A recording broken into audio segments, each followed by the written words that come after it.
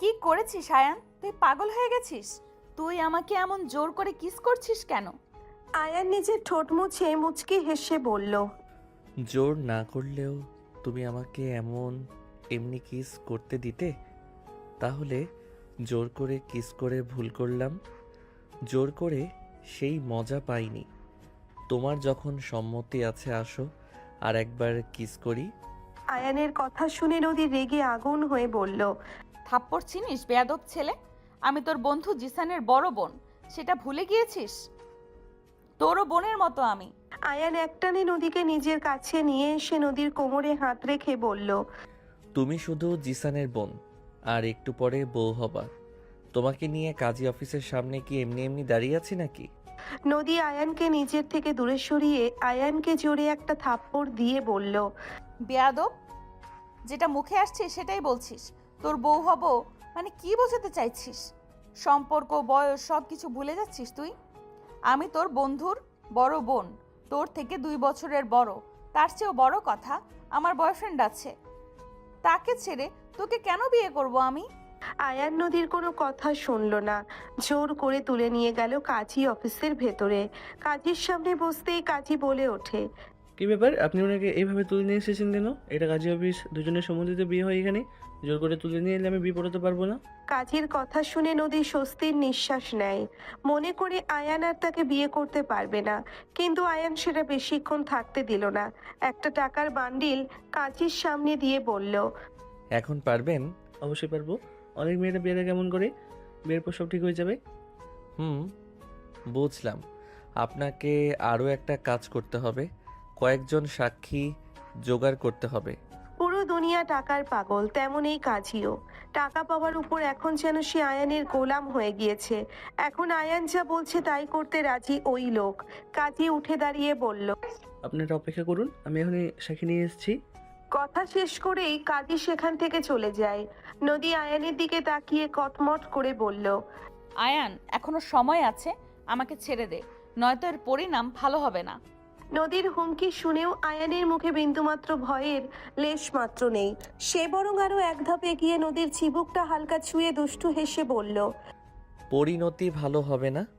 বেশ তো, দেখা যাবে কি পরিণতি হয়। তবে একটা কথা মাথায় রেখো, হুমকি দিয়ে কাজ হবে না। এখন থেকে আমার রাগ, আমার ভালোবাসার সব কিছুর অধিকার একমাত্র তোমার উপরই। আয়ানের এমন বেপরোয়া আচরণে নদীর রাগে কাঁপতে শুরু করলো। সে চোখ বড় বড় করে বলল, তোর সাহস তো কম না আয়ান। জিসান যদি একবার জানতে পারে, ও তোকে আস্ত রাখবে না। আয়ান এবারে একটু গম্ভীর হলো। নদীর চোখে চোখ রেখে ঠান্ডা গলায় সে বলল, চুপচাপ বসো, কাকে কি বলবা সেটা বিয়ের পর দেখা যাবে। আমি বলেছি না আমি তোকে বিয়ে করব না? আয়ান কোনো উত্তর না দিয়ে শুধু রহস্যময় একটা হাসি দিল। ঠিক তখনই কাজী সাহেব দরজা ঠেলে ভেতরে ঢুকলেন। পেছনে পেছনে আরো 3জন স্থানীয় লোক সাক্ষী হিসেবে দাঁড়িয়ে আছে। এই যে সাহেব, সাক্ষী জোগাড় করে ফেলেছি, বলুন এবার কবুল বলার পালা তো। কাজীর কথা শুনে নদীর বুকটা আবার কেঁপে উঠল। সে বাঁচার শেষ চেষ্টা হিসেবে কাজীর দিকে তাকিয়ে আকুল হয়ে বলল, দয়া করে আপনি এই বিয়ে পড়াবেন না। ও জোর করে আমাকে ধরে নিয়ে এসেছে, এটা বেআইনি।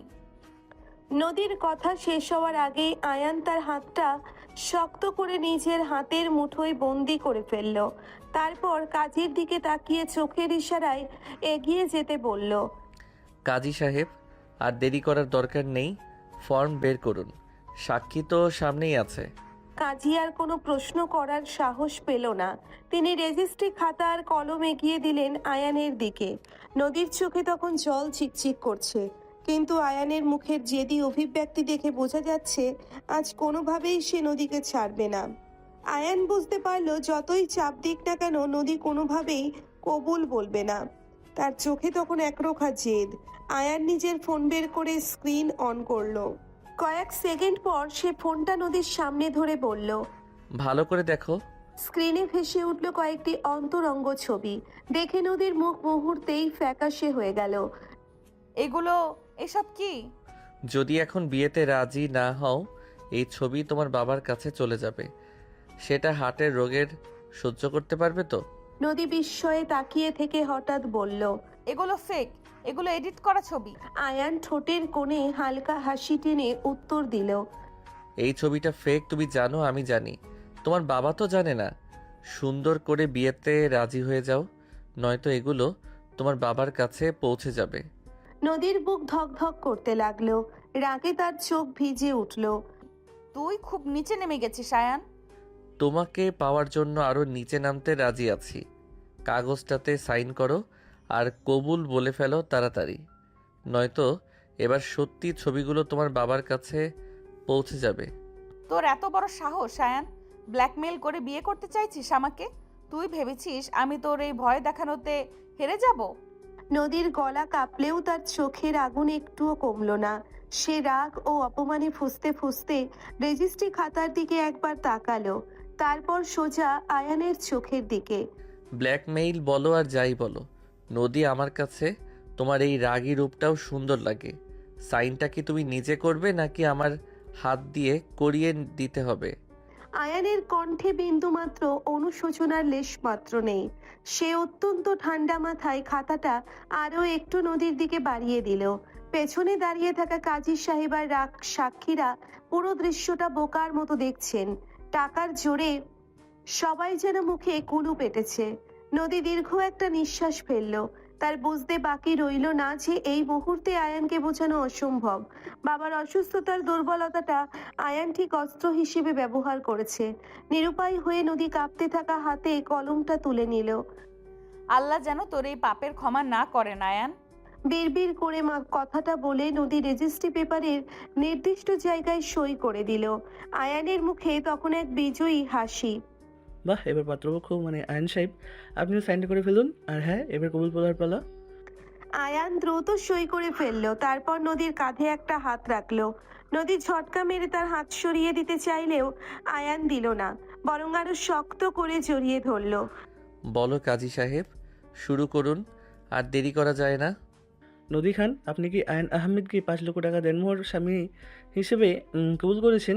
এবার আপনার পালা আয়ন সাহেব। বাবা আয়ান, আপনার সাথে কি নদীর 3 লক্ষ টাকা দেনমোহর বিবাহ সম্পন্ন করার জন্য কি আপনার সম্মতি আছে? পুরো ঘরটাই পিনপতন নীরবতা। সাক্ষীরা সবাই নদীর দিকে তাকিয়ে আছে। নদীর চোখ দিয়ে এক ফোঁটা জল গড়িয়ে গাল বেয়ে পড়ে গেল রেজিস্ট্রি কাগজের উপর। সে ঠোঁট কামড়ে নিজেকে শক্ত করার চেষ্টা করলো। আমি আয়ান নদীর কানের কাছে মুখ নিয়ে ফিসফিস করে বলল।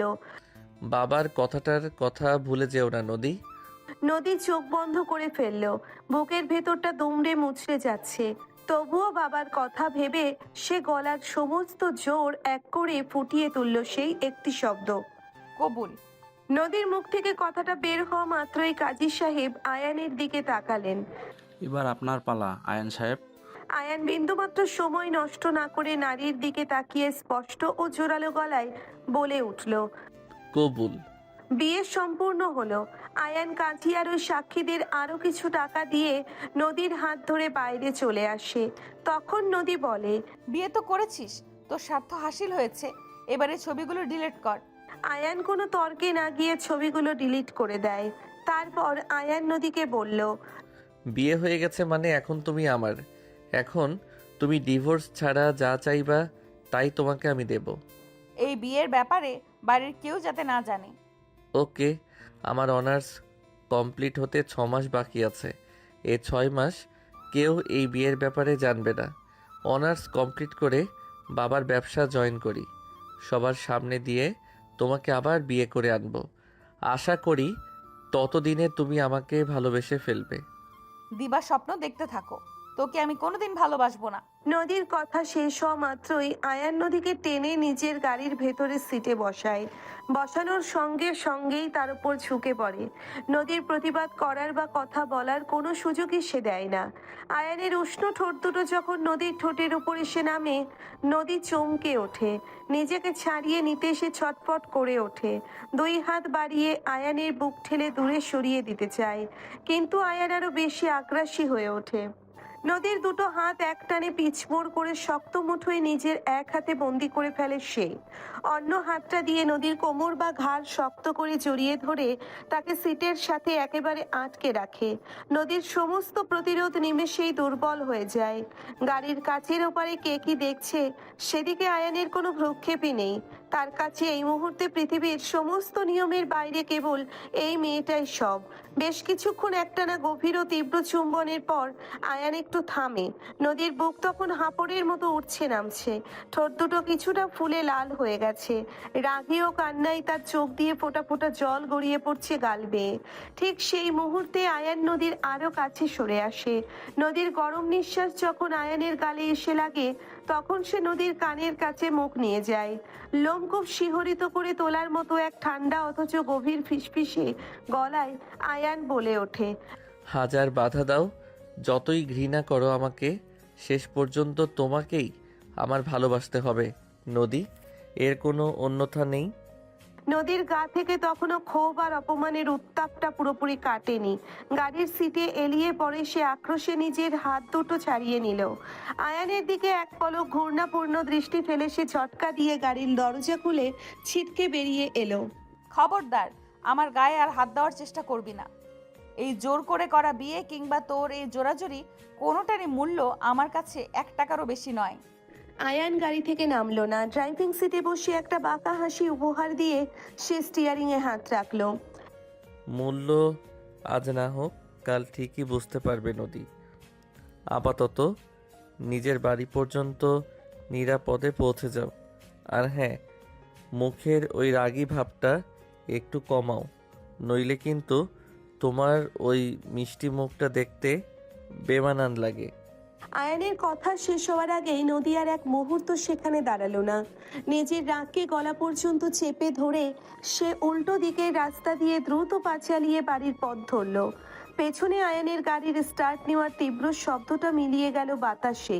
অতীত আয়ান হলো নদীর ছোট ভাই, জিশানের ছোটবেলার বেস্ট ফ্রেন্ড। সেই সূত্রে নদীর বাড়িতে আয়ানের অবাধ যাতায়াত ছিল, নিজের ঘরের ছেলের মতো। শুরুতে নদী তার কাছে ছিল বন্ধুর বড় বোন, যাকে সে সম্মান করত, আপু বলে ডাকত। কিন্তু সময়ের স্রোতে কখন সে সেই সম্মান আর শ্রদ্ধার জায়গাটা ভালো লাগায় মোড় নিয়েছে তা হয়তো আয়ান নিজেও প্রথমে টেরই পায়নি।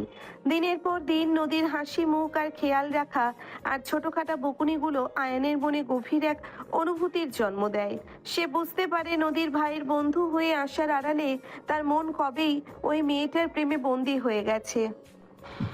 কিন্তু দূরত্ব তৈরি হয় কিছুদিন আগে, যখন জিশানের মাধ্যমে আয়ান জানতে পারে নদীর পরিবার তার বিয়ের জন্য পাত্র দেখা শুরু করেছে। অন্য কারো গলায় নদী মালা দেবে, এই ভাবনাটাই আয়ানের বুকের ভেতরটা পুড়িয়ে ছাই করে দিত। নদীকে চিরতরে হারিয়ে ফেলার ভয়ে সে তখন থেকেই ছক কষতে শুরু করে। যেভাবেই হোক নদীকে নিজের করে নিতে হবে। আর সেই পরিকল্পনা বাস্তবায়নের সেই সকালটা ছিল নাটকীয়তায় ভরা। সেদিন সকালবেলা নদী যখন নিজের রুমে ব্যস্ত, ঠিক তখনই তার ফোনে আয়ানের কল ঢোকে। ওপাশ থেকে কিছুটা ভনিতা করে আয়ান বানিয়ে বলে, আপু, আমার একটা খুব কাছের ফ্রেন্ড একটা মেয়েকে পাগলের মতো ভালোবাসে, মেয়েটাও তাকে চায়, কিন্তু তাদের ফ্যামিলি এই সম্পর্কটা মানবে না। তাই ওরা ঠিক করেছে কাজী অফিসে গিয়ে গোপনে বিয়ে করে ফেলবে। প্লিজ আপু, তুই একটু কাজী অফিসে আয় না, ওদের বিয়ের প্রধান সাক্ষী হিসেবে তোকে খুব দরকার। নদী বিরক্তি নিয়ে ফোন কানে রেখেই বলে ওঠে, এই সবের মধ্যে আমাকে টানছিস কেন রে? তুই আর জিসান মিলেই তো সব সামলে নিতে পারিস। সাক্ষী হওয়ার মতো মানুষের কি অভাব পড়েছে নাকি? আয়ান ওপাশ থেকে একটু গলা নরম করে আকুতি ভরা গলায় বলে, প্লিজ আপু, না করো না। তুমি না থাকলে আমার ফ্রেন্ডটা খুব বিপদে পড়বে। একটু আসো না প্লিজ। আচ্ছা ঠিক আছে, আমি জিসানকে সাথে নিয়ে আসছি। আয়ানের গলা তখন একটু কেঁপে উঠলেও সে দ্রুত নিজেকে সামলে নিয়ে বলে, আরে না না, জিসান এখন অন্য একটা কাজে ব্যস্ত, ও তোমার সাথে আসতে ভয় পাচ্ছে। তুমি একা একাই চলে আসো, আমি লোকেশন পাঠিয়ে দিচ্ছি। জিসান একটু পরে সরাসরি সেখানে এসে যাবে। ভাইয়ের কথা ভেবে সন্দেহ না করেই নদী আয়ানের বলে ঠিকানায় গিয়ে পৌঁছয়। সেখানে গিয়ে সে দেখে রাস্তার ধারে আয়ান নিজের গাড়িটা নিয়ে চুপচাপ দাঁড়িয়ে আছে। নদী কাছে যেতেই আয়ান গাড়ি থেকে নেমে দরজা খুলে দেয়। আপু, ভেতরে এসে বসো। রোদের মধ্যে বাইরে দাঁড়িয়ে থেকো না, ফ্রেন্ডরা আসতে একটু দেরি করছে। এবং বলে। নদী কোনো প্রশ্ন না করে সরল মনেই গাড়ির ভেতরে গিয়ে বসলো। এরপর গাড়ি ড্রাইভ করে আয়ান সোজা এসে থামলো একটা পুরনো বহুতল ভবনের নিচে, যেখানে কাজী অফিস অবস্থিত। গাড়ি থামার সাথে সাথেই নদীর মনে একটু খটকা লাগে। সে গাড়ি থেকে নামতে উদ্যত হতেই আয়ান হাত বাড়িয়ে বাধা দিয়ে বলে। আরে বসো বসো, ওরা এখনো এসে পৌঁছায়নি, ওরা আসুক, তারপর একসাথে নামবো। নদী আর কোনো কথা বাড়ালো না, চুপচাপ সিটে বসে রইল। কিন্তু বেশ খানিকটা সময় কেটে যাওয়ার পরেও যখন আশেপাশে কাউকে দেখা গেল না, তখন নদীর কপালে চিন্তার ভাঁজ পড়ল। সে বিরক্ত হয়ে আয়ানের দিকে তাকিয়ে প্রশ্ন করল। কোথায় সবাই? এতক্ষণ হয়ে গেল, কেউ আসছে না কেন এখনো? ঠিক সেই মুহূর্তেই আয়ান নদীর দিকে ফিরল। তার ঠোঁটের কোণে খেলে গেল এক চিলতে বকাটে ও ষড়যন্ত্রের হাসি। সে ঠান্ডা গলায় উত্তর দিল। কেউ আসবে না তো? নদী ভ্রুকুচকে হতভম্ব হয়ে প্রশ্ন করল। মানে কি বলছিস এইসব? আয়ান নিজের সিট বেল্ট খুলে নদীর দিকে ঝুঁকে এসে এক ভয়ঙ্কর রকমের মুখর বই অথচ জেদি চাহনি দিয়ে বলল। মানে সেটাই বোঝাচ্ছি আপু। কথাটা শেষ হওয়ার সুযোগও দিল না সে। পর মুহূর্তেই নদীর সেই অবাক হয়ে যাওয়া মুখের উপর হামলে পড়ল আয়ান। নদীর ঠোঁটজোড়া নিজের ঠোঁটের আয়ত্তে নিয়ে এসে জোর করে কিস করতে থাকে। নদীর চোখ দুটো তখন বিস্ময়ে চড়ক গাছ, যেখান থেকেই শুরু হয়েছিল এই জোর করে ছিনিয়ে নেওয়ার অধ্যায়। বর্তমান। নদী তখন এসে পৌঁছলো তাদের পুরনো দোতলা বাড়ির সামনে। তখন সন্ধ্যার আলো ফিকে হয়ে আসছে। বুকটা তখনও ড্রামের মতো কাঁপছে। নিজেকে কোনো মতে স্বাভাবিক করার চেষ্টা করে সে গেট ঠেলে ভেতরে ঢুকলো। ড্রয়িং রুমে পা রাখতেই চোখে পড়লো তার বাবা সোফায় বসে খবরের কাগজ পড়ছেন। আর ঠিক পাশেই সোজাসুজি হয়ে বসে ফোনে গেম খেলছে তার ছোট ভাই জিশান। কিরে আপু, এত দেরি হলো কেন তোর ভার্সিটি থেকে ফিরতে? আমি তো ভেবেছিলাম তুই বুঝি তোর সেই মহারথী বয়ফ্রেন্ডের সাথে ডেটে গেছিস। জিশানের এই সহজ কথাটাই নদীর বুকের ভিতরটা মোচড় দিয়ে উঠল। সে মনে মনে শিউরে উঠল, এই ছেলেটাই তো আয়ানের বেস্ট ফ্রেন্ড। আর আজ এই জিশানের অজান্তেই ওর বড় বোনটাকে জোর করে নিজের নামে লিখে নিয়েছে। ওই বেয়াদব ছেলেটা। নিজেকে শক্ত করে নদী কোনো মতে স্বাভাবিক গলায় উত্তর দিল। না রে, জ্যামে আটকে গেছিলাম, আর একটু মাথাটাও ধরেছিল। এর বাবা খবরের কাগজ থেকে চোখ সরিয়ে মেয়ের দিকে তাকালেন। নদীর ফ্যাকাশে মুখ আর কিছুটা এলোমেলো চুল দেখে তিনি চিন্তিত গলায় বললেন। শরীর কি বেশি খারাপ লাগছে রে নদী? ডাক্তারের কাছে গিয়েছিলি নাকি? তোর মুখটা এমন শুকনো কেন? না বাবা, তেমন কিছু না, জাস্ট একটু ক্লান্তি, আমি ফ্রেশ হয়ে আসছি। আর এক মুহূর্তও সেখানে দাঁড়ালো না নদী। এক দৌড়ে নিজের বেডরুমে ঢুকে দরজাটা ভেতর থেকে সশব্দে লক করে দিল। তারপর পিঠটা দরজার সাথে এলিয়ে ধপ করে মেঝেতে বসে পড়ল সে। দুহাতে মুখ ঢেকে কান্নায় ভেঙে পড়ল নদী। আয়ানের ব্ল্যাকমেইল, কাজী অফিসের সেই অসহায় মুহূর্ত, আর জোর করে ছিনিয়ে নেওয়া ওই সই, সব যেন একসাথে তার বুকের ওপর চেপে বসেছে। ঠিক তখনই তার মনে হলো এই বিপদের দিনে তার পাশে দাঁড়ানোর মতো একজন মানুষ তো পৃথিবীতে আছেই। সে আর কেউ নয়, তার দীর্ঘদিনের বয়ফ্রেন্ড আকাশ। নদী তাড়াতাড়ি ব্যাগ থেকে ফোনটা বের করলো। হাত দুটো তখনও ভয়ে ও ক্ষোভে থরথর করে কাঁপছে। স্ক্রিনে আকাশকে ডায়াল করে ফোনটা কানে ধরলো সে। নদীর বুকটা তখন আশায় বুক বাঁধছে সে। আকাশ অন্তত তার এই দুঃসময়ে শক্ত একটা ভরসা হয়ে দাঁড়াবে। ওপাশে রিং বেজে চলেছে, একবার দুবার তিনবার, কিন্তু ফোনটা রিসিভ করার কোনো নামগন্ধ নেই। নদীর গলা দিয়ে তখন কান্নার দলাটা আটকে আছে। অবশেষে চতুর্থ রিংয়ের মাথায় ওপাশ থেকে লাইনটা রিসিভ হলো, কিন্তু ওপাশ থেকে কোনো নরম বা চিন্তিত কণ্ঠস্বর ভেসে এলো না, বরং শোনা গেল একরাশ বিরক্তি আর অনীহা ভরা গলা। নদী কিছু একটা বলতে যাবে, তার আগেই আকাশ ব্যস্ত গলায় খেকিয়ে উঠল। কি ব্যাপার নদী? এক ফোঁটা শান্তি নেই বুঝি জীবনে? আমি এখন একটা জরুরি মিটিংয়ে ব্যস্ত আছি। এখন ফোন করলে কি মাথাটা আউড়ে যাবে না? রাখছি, পরে ফ্রি হয়ে তোমাকে ফোন করব। আকাশ প্লিজ ফোনটা কেটো না, আমার একটা খুব বড় নদীর কথাটা পুরো শেষ হতেও দিল না আকাশ, তার আগেই মুখের উপর কল কেটে দিল সে। পিক শব্দটা নদীর কানে সূচের মতো বিঁধল। ফোনটার দিকে তাকিয়ে স্তব্ধ হয়ে বসে রইল নদী, যার কাছে সে একটু সান্ত্বনা আর আশ্রয়ের আশা করেছিল। সেই মানুষটাই এভাবে অবহেলা করে ফোন কেটে দিল। অন্যদিকে শহরের এক অভিজাত অ্যাপার্টমেন্টের এসি রুমে তখন অন্য এক পৃথিবীর খেলা চলছে। চার দেওয়ালের বন্দি দুনিয়ায় আকাশ ও তার অন্য প্রেমিকা তানিয়া একে অপরের বাহুডোরে আবদ্ধ হলো। চারপাশের আলো আধারী পরিবেশে তখন শুধু রোমান্টিক মিউজিকের হালকা রেশ আর দুজনের দীর্ঘশ্বাস। ঠিক সেই মুহূর্তে টেবিলে রাখা আকাশের ফোনটা বেজে উঠতেই মুহূর্তের জন্য সেই মোহময় পরিবেশটা নষ্ট হয়ে গেল। আকাশ বিরক্তিতে চোখ মুখ কুঁচকে ফোনটা কেটে নিল। তানিয়া তখন আকাশের কাঁধে হাত রেখে একটু আদুরে ও কৌতূহলী গলায় জিজ্ঞেস করলো, হুস, এভাবে কে বারবার ফোন করে তোমার মেজাজটা খারাপ করে দিচ্ছে গো? কোনো ক্লায়েন্ট নাকি? মানে এক আত্মীয়র মেয়ে, বড় আঠার মতো লেগে থাকে, সামান্য একটা ব্যাপারেও ফোন করে মাথা খেয়ে দেয়। ভীষণ বিরক্তকর এক মহিলা। তানিয়া ঠোঁটে দুষ্টু হাসি টেনে আকাশের চুলে বিলি কেটে বলল, উফ, তো এত ঝামেলা পোহাচ্ছ কেন? ব্লক করে দাও না তাকে। এসব ফালতু কথা বাদ দাও তো। এসো না, আমাদের মাঝখান থেকে বাইরের সব ডিস্টারবেন্স দূরে সরিয়ে রাখি। আজ শুধু আমি আর তুমি। তানিয়ার ওই মাদকী চাহনি আর শরীরের উত্তাপে আকাশ মুহূর্তের মধ্যে নদীর ফোন কলের কথা সম্পূর্ণ ভুলে গেল। নদীর কান্নায় ভেজা অসহায় কণ্ঠস্বর বা তার বিপদের কথা আকাশের কাছে তখন এক পয়সারও মূল্য পেল না। সে তানিয়ার আরো কাছাকাছি ঝুঁকে পড়ে হারিয়ে গেল এক নিষিদ্ধ রোম্যান্সের গভীরে। অন্যদিকে আয়ান গাড়ি ড্রাইভ করে নিজের অ্যাপার্টমেন্টের নিচে এসে পৌঁছলো। গাড়ি পার্ক করে লিফটে উঠতে উঠতে তার মুখে লেপ্টে ছিল এক অদ্ভুত বিজয়ের হাসি। পকেট থেকে ফোনটা বের করে সে এক পলক তাকিয়ে দেখলো সেই ডিলিট করে দেওয়া ছবিগুলোর ব্যাকআপ ফোল্ডারের দিকে। দরজা খুলে নিজের ফ্ল্যাটে ঢোকার সাথে সাথেই সোফায় পা ছড়িয়ে বসা তার ছোট্ট ভাই অয়নের দেখা মিলল। অয়ন তখন একটা চিপসের প্যাকেট থেকে চিপস মুখে পুড়ছে। কি ভাই, সারাদিন তোমার কোনো পাত্তাই পাওয়া গেল না, কোথায় ছিলে বলতো? সে দুপুর থেকে ফোন দিয়েছে, রিসিভ করার নাম নেই। আয়ান অয়নের কাঁধে একটা হালকা থাপ্পড় দিয়ে কুল ভঙ্গিতে নিজের ঘড়িটা খুলতে খুলতে বলল, একটু জরুরি কাজে বাইরে গিয়েছিলাম রে অয়ন, নিজের একটা ফিউচার সেট আপ নিয়ে ব্যস্ত ছিলাম তো তাই খেয়াল করিনি। Future set up?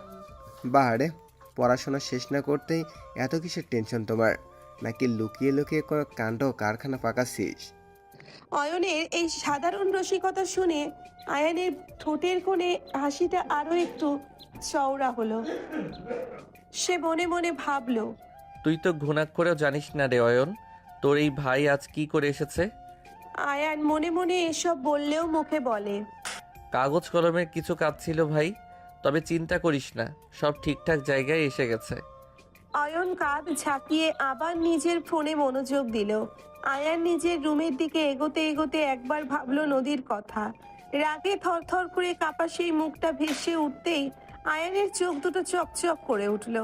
সে বিড়বিড় করে নিজের মনেই বলে উঠল, রাগ করছো করো নদী, যত পারো ঘৃণা করো, কিন্তু আমার জীবন থেকে পালানোর কোনো রাস্তা তোমার খোলা নেই।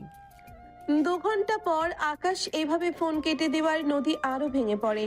কি করবে বুঝতে পারছে না। ঠিক সেই সময় নিস্তব্ধতা ভেঙে হঠাৎ বেজে উঠল তার ফোনটার রিংটন। স্ক্রিনের দিকে তাকাতেই নদীর চোখের জল যেন আরো বেড়ে গেল। ভেসে উঠেছে সেই মানুষটার নাম, আকাশ। নদী এক পলক ফোনের দিকে তাকিয়ে থেকে কাপা হাতে কল রিসিভ করে কানের কাছে ধরলো। একটা মায়াবী গলার স্বর, যেন একটু আগে সেই রুক্ষ ব্যবহারটা বিন্দু বিসর্গও তার মনে নেই। সরি জান, আমি আসলে ভীষণ একটা জরুরি ক্লায়েন্টের মিটিংয়ে ফেসে গিয়েছিলাম। সত্যি বলছি, মাথাটা এত গরম ছিল যে তোমার সাথে অমনভাবে রাগারাগি করে ফেলেছি। প্লিজ রাগ করো না তো শোনা। তুমি তো জানোই কাজের চাপে মাঝে মাঝে আমি কেমন পাগল হয়ে যাই। বলো কি বলবা বলেছিলে? কি এমন বিপদ হলো যে অমন কান্নাকাটি করছিলে? আকাশের এই গলে যাওয়া গলা আর একরাশ মিষ্টি কথায় নদীর জমাট বাঁধা অভিমানগুলো নিমেষেই বরফের মতো গলতে শুরু করলো। ও কান্নামাখা ভারী গলায় বলল, তুমি জানো আকাশ, আজ আমার উপর দিয়ে কি একটা বড় ঝড় বয়ে গেছে। আমার মনে হচ্ছিল পৃথিবীটা বুঝি আজ উল্টে গেছে, অথচ তুমি তখন আমার ফোনটা কেটে দিলে। আরে আমার পাগলিটা, ওই যে বললাম না, ও ওই মিটিংটার কারণে মাথা কাজ করছিল না। আর এভাবে কথা বলো না তো, বুকটা কেমন জানি করে ওঠে। কালকে সকালে কি তোমার সাথে দেখা করা যাবে? একটু সামনাসামনি বসতে হবে, জরুরি কিছু কথা আছে তোমাকে নিয়ে। কাল সকালে? হঠাৎ কাল সকালে দেখা করতে চাইছিস কেন? আরে বাবা, ফোনে কি আর সব কথা বলা যায়? সামনাসামনি দেখলেই তো তোমার ওই ফোলা কান্নাকাটিটা করা মুখটা নিজের হাতে একটু মুছে দিব। বলো, কাল সকাল 10টায় সে আমাদের পরিচিত ক্যাফেতে আসতো তো? নদী কিছু একটা ভেবে জবাব দেয়। ঠিক আছে, কাল সকালে আমি যাচ্ছি। ব্যাস, এই তো আমার লক্ষ্মী মেয়ে। কাল সকালে একদম অন টাইমে চলে এসো। রাখছি এখন, লাভ ইউ। লাইন কেটে গেল। নদী ফোনটা বিছানায় ছুঁড়ে দিয়ে জানালার দিকে তাকিয়ে জীবনের হিসেব কষতে থাকে। পরের দিন সকালের সোনালি রোদে চারপাশটা ঝলমল করছে। কিছুক্ষণ পর আকাশ চলে আসে। আকাশ সোজা এসে নদীর সামনের চেয়ারে বসলো। তারপর নদীর হাতটা নিজের হাতের মুঠোয় নিয়ে একটি মায়াবী হাসি দিয়ে বলল, সরি স্টোরি রাতের জন্য। এবার বলো, কাল হঠাৎ এত আপসেট হয়ে যাওয়ার কারণ কি? কে এমন করলো আমার এই প্রিন্সটার সাথে? নদী আকাশের চোখের দিকে তাকিয়ে নিজের ভেতরে জমে থাকা সমস্ত ভীতি আর দ্বিধা এক নিমেষে ঝেড়ে ফেলতে চাইল। সে ফিসফিস করে বলল, আকাশ, আমার বিয়ে হয়ে গেছে। নদীর মুখে এমন একটা অপ্রত্যাশিত কথা শুনে আকাশের চোখ দুটি আক্ষরিক অর্থেই কপালে উঠে গেল। সে যেন নিজের কানকে বিশ্বাস করতে পারল না। তার হাতের মুঠোয় থাকা নদীর হাতটা সে এক ঝটকায় ছেড়ে দিয়ে কিছুটা সামনে ঝুঁকে বসলো। কি বলছো তুমি? বিয়ে হয়ে গিয়েছে মানে? কার সাথে? কিভাবে? সব কিছু ডিটেলস বলো আমাকে। নদী আকাশকে একে একে সবকিছু খুলে বলল। সবটা শুনে আকাশ কয়েক মুহূর্ত চুপ করে রইল। তার চোখের দৃষ্টিতে তখন অন্যরকম একটি হিসাব নিকাশ চলছে। সে কিছুটা গম্ভীর হওয়ার ভান করে চিবুকে হাত দিয়ে বলল, বুঝতে পারছি পরিস্থিতি কতটা খারাপ ছিল, কিন্তু এই আয়ান ছেলেটা দেখতে কেমন? এই ছেলের পিক আছে তোমার কাছে? নদী মাথা নেড়ে সম্মতি জানালো। সে দ্রুত নিজের মোবাইলটা ব্যাগ থেকে বের করে গ্যালারিতে ঢুকলো। জিশানের জন্মদিনের একটি অ্যালবামে জিশানের পাশেই দাঁড়িয়ে থাকা আয়ানের একটা ছবি ছিল। নদীর স্ক্রিনটা আকাশের দিকে ঘুরিয়ে দিয়ে বলল, এই যে জিসানের পাশে যে ছেলেটা দাঁড়িয়ে আছে, ওটাই আয়ান। ও বয়সে আমার থেকে ছোট, অথচ ওর স্পর্ধাটা একবার দেখো। আকাশ একদৃষ্টিতে মোবাইলের স্ক্রিনে ভেসে থাকা আয়ানের ছবিটার দিকে তাকিয়ে রইল। কয়েক সেকেন্ড পার হতেই আকাশের কপালের চিন্তার ভাঁজগুলো ম্যাজিকের মতো উধাও হয়ে গেল। অবাক হওয়া মুখটা নিমেষেই পাল্টে গেল। বরং তার বদলে আকাশের ঠোঁটের কোণে ফুটে উঠল এক শয়তানি আর কুটিল হাসি। নদীর চোখে চোখ না রেখেই সে মনে মনে একটা জঘন্য পরিকল্পনা বুনে ফেলল। তারপরও আকাশ প্রথমে একটু গম্ভীর হওয়ার নাটক করলেও পর মুহূর্তেই তার ঠোঁটের কোণে এক কুটিল ও আত্মবিশ্বাসী হাসি ফুটে উঠল। সে নদীর হাত দুটো নিজের হাতে তুলে দিয়ে অত্যন্ত আশ্বস্ত করার সুরে বলে উঠল, এইটুকু ব্যাপারে নিয়ে এত ভেবো না তো নদী। একটা ছোট লোক ব্ল্যাকমেল করে জোর করে বিয়ে করলেই কি সব শেষ হয়ে গেল নাকি? তুমি একদম টেনশন করো না, আমি সব ব্যবস্থা করছি। ওই আয়ান ছেলেটাকে এমন একটা শিক্ষা দিব যে সে নিজেই তোমার পা ধরে ডিভোর্স পেপার সাইন করতে বাধ্য হবে। আইন আর পুলিশ দিয়ে ওর গুন্ডামি বের করে দিব আমি। আকাশের কথা শুনে নদী মুখে স্বস্তি দেখা দিল। ঠিক সেই মুহূর্তে ক্যাফের সামনের পার্কিং লটে এসে থামলো আয়ানের গাড়ি। গাড়ি থেকে নেমে আয়ান তার ছোট ভাই অয়নকে ইশারায় বলল, অয়ন, তুই এক কাজ কর, ভেতরে গিয়ে টেবিল বুক কর আর কোল্ড কফি অর্ডার কর। আমি গাড়িটা ঠিকমতো পার্ক করে 1 মিনিটের মধ্যে আসছি। ঠিক আছে ভাইয়া, তাড়াতাড়ি এসো কিন্তু। অয়ন ক্যাফের ভেতরে চলে গেল। আয়ান গাড়ি লক করে পেছনের দিকে তাকাতেই তার চোখ আটকে গেল ক্যাফের বারান্দার ঠিক বাইরের একটি কর্নারে। সে দেখল নদীর পরনে সেই চিরপরিচিত সালোয়ার কামিজ, আর তার সামনে দাঁড়িয়ে অত্যন্ত ঘনিষ্ঠ ভঙ্গিতে কথা বলছে এক অচেনা যুবক আকাশ। এই দৃশ্য দেখে আয়ান রাগে ফেটে পড়ে। কোনো কিছু না ভেবে চোখের পলকে আয়ান লম্বা পায়ে হেঁটে এগিয়ে গেল সোজা সেই টেবিলের দিকে। নদীর ঠিক সামনে গিয়ে সে যখন দাঁড়ালো, তার পুরো শরীর রাগে থরথর করে কাঁপছে। আশেপাশের মানুষগুলোর উপস্থিতির তোয়াক্কা না করে আয়ান ঠান্ডা অথচ বরফ শীতল গলায় সোজা প্রশ্ন ছুড়ে দিল নদীর দিকে, তুমি এখানে কি করছো? আয়ানের এমন হঠাৎ উপস্থিতিতে নদী চমকে উঠে সিট ছেড়ে দাঁড়িয়ে পড়ল। তার মুখের রং ফ্যাকাশে হয়ে গেল। এক মুহূর্তের জন্য সে থমকে গেলেও পর মুহূর্তেই নিজেকে শক্ত করে রাগী গলায় জবাব দিল। আমি আমার বয়ফ্রেন্ডের সাথে দেখা করতে এসেছি। তোর এই নোংরামির কথা আমি ওকে সব খুলে বলেছি, বুঝলি? নদীর মুখ থেকে বয়ফ্রেন্ড কথাটা বের হওয়া মাত্রই আয়ানের সমস্ত সংযমের বাঁধ ভেঙে গেল। তার রাগ যেন এক মুহূর্তেই দ্বিগুণ হয়ে আগ্নেয়গিরির মতো ফেটে পড়ল। সে আর নদীর দিকে তাকিয়ে রইল না। তার জ্বলন্ত দৃষ্টি গিয়ে পড়ল নদীর পাশে বসে থাকা সেই ছেলেটার, অর্থাৎ আকাশের মুখের উপর। আকাশের দিকে তাকাতেই আয়ানের রাগ বেড়ে দ্বিগুণ হয়ে গেল, কারণ সামনে দাঁড়ানো এই ছেলেটাকে আয়ান খুব ভালো করেই চেনে। আয়ানের জ্বলন্ত দৃষ্টি গিয়ে ঠেকলো ঠিক নদীর পাশে বসা এই ছেলেটার উপর। পর মুহূর্তে আয়ানের চোখের সামনে ভেসে উঠল 1 বছর আগে সেই দুঃসহ স্মৃতি। ভার্সিটির এক পরিচিত মেয়ের জীবন কিভাবে ধ্বংস করেছিল এই আকাশ, তা মনে পড়তেই আয়ানের চোয়াল শক্ত হয়ে গেল। কোনো কথা না বাড়িয়ে আয়ান লম্বা পায়ে এগিয়ে গেল সোজা সেই টেবিলটার দিকে। নদী চমকে উঠে দাঁড়িয়ে পড়ল। এইভাবে কি দেখছিস তুই? হ্যাঁ, এ হলো আকাশ, আমার বয়ফ্রেন্ড। তুই যা নোংরামি সব করেছিস সব আমি আকাশকে খুলে বলেছি। ও এখন পুলিশ দিয়ে তোর গুন্ডামি বের করে দেবে। আয়ান নদীর কথায় কান দিল না। সে একটানে আকাশকে কলার ধরে চেয়ার থেকে তুলে আছড়ে ফেললো মাটিতে। কি কি করছিস তুই? ছাড় আমাকে। আয়ান, পাগল হয়ে গেছিস নাকি? ছাড় ওকে বলছি। আয়ান নদীকে এক ধাক্কায় সরিয়ে দিয়ে আকাশের শার্টের কলারটা আবার খামচে ধরলো। তারপর সজোরে একটা ঘুষি বসালো আকাশের গালে। তোর কি মনে আছে 1 বছর আগে আইন বিভাগের ওই মেয়েটার সাথে কি করেছিলে? বিয়ের প্রলোভন দেখিয়ে শারীরিক সম্পর্ক করে যখন ছুঁড়ে ফেলে দিয়েছিলে, সেদিন মেয়েটা সুইসাইড করতে গিয়েছিল। আমার হাতে মারও খেয়েছিলি। আজ আবার নদীর জীবন নিয়ে খেলা করতে এসেছো হারামজাদা। মিথ্যা মিথ্যা কথা বলছে। আমি কাউকে চিনি না। মিথ্যা বলছি? তোর এই ফেস আজীবন আমার মনে থাকবে। নদী হতভম্ব হয়ে দুপা পিছিয়ে গেল। সে কোনোভাবেই বিশ্বাস করতে পারছে না যে তার আকাশ এমন হতে পারে। সে ভাবলো আয়ান থেকে ব্ল্যাকমেইল করে বিয়ে করেছে বলেই হয়তো আজ আকাশকে ফাঁসানোর জন্য এসব মিথ্যা নাটক করছে। থামা তোর এই জঘন্য নাটক আয়ান। নিজের অপরাধ ঢাকতে একটা নিরীহ ছেলের উপর এত বড় মিথ্যা অপবাদ দিচ্ছিস? তোর থেকে নিচু মনের মানুষ আর হয় না। নদী, তুমি অন্ধের মতো বিশ্বাস করছো একটা পিশাচকে। বলছি, ওর সাথে সমস্ত সম্পর্ক চুকিয়ে দাও। তোর ভালোর কথা আমার শুনতে হবে না।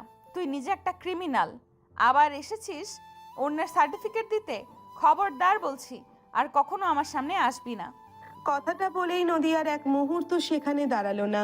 সে ভয়ে থরথর করে কাঁপতে থাকা আকাশকে মাটি থেকে টেনে তুলল।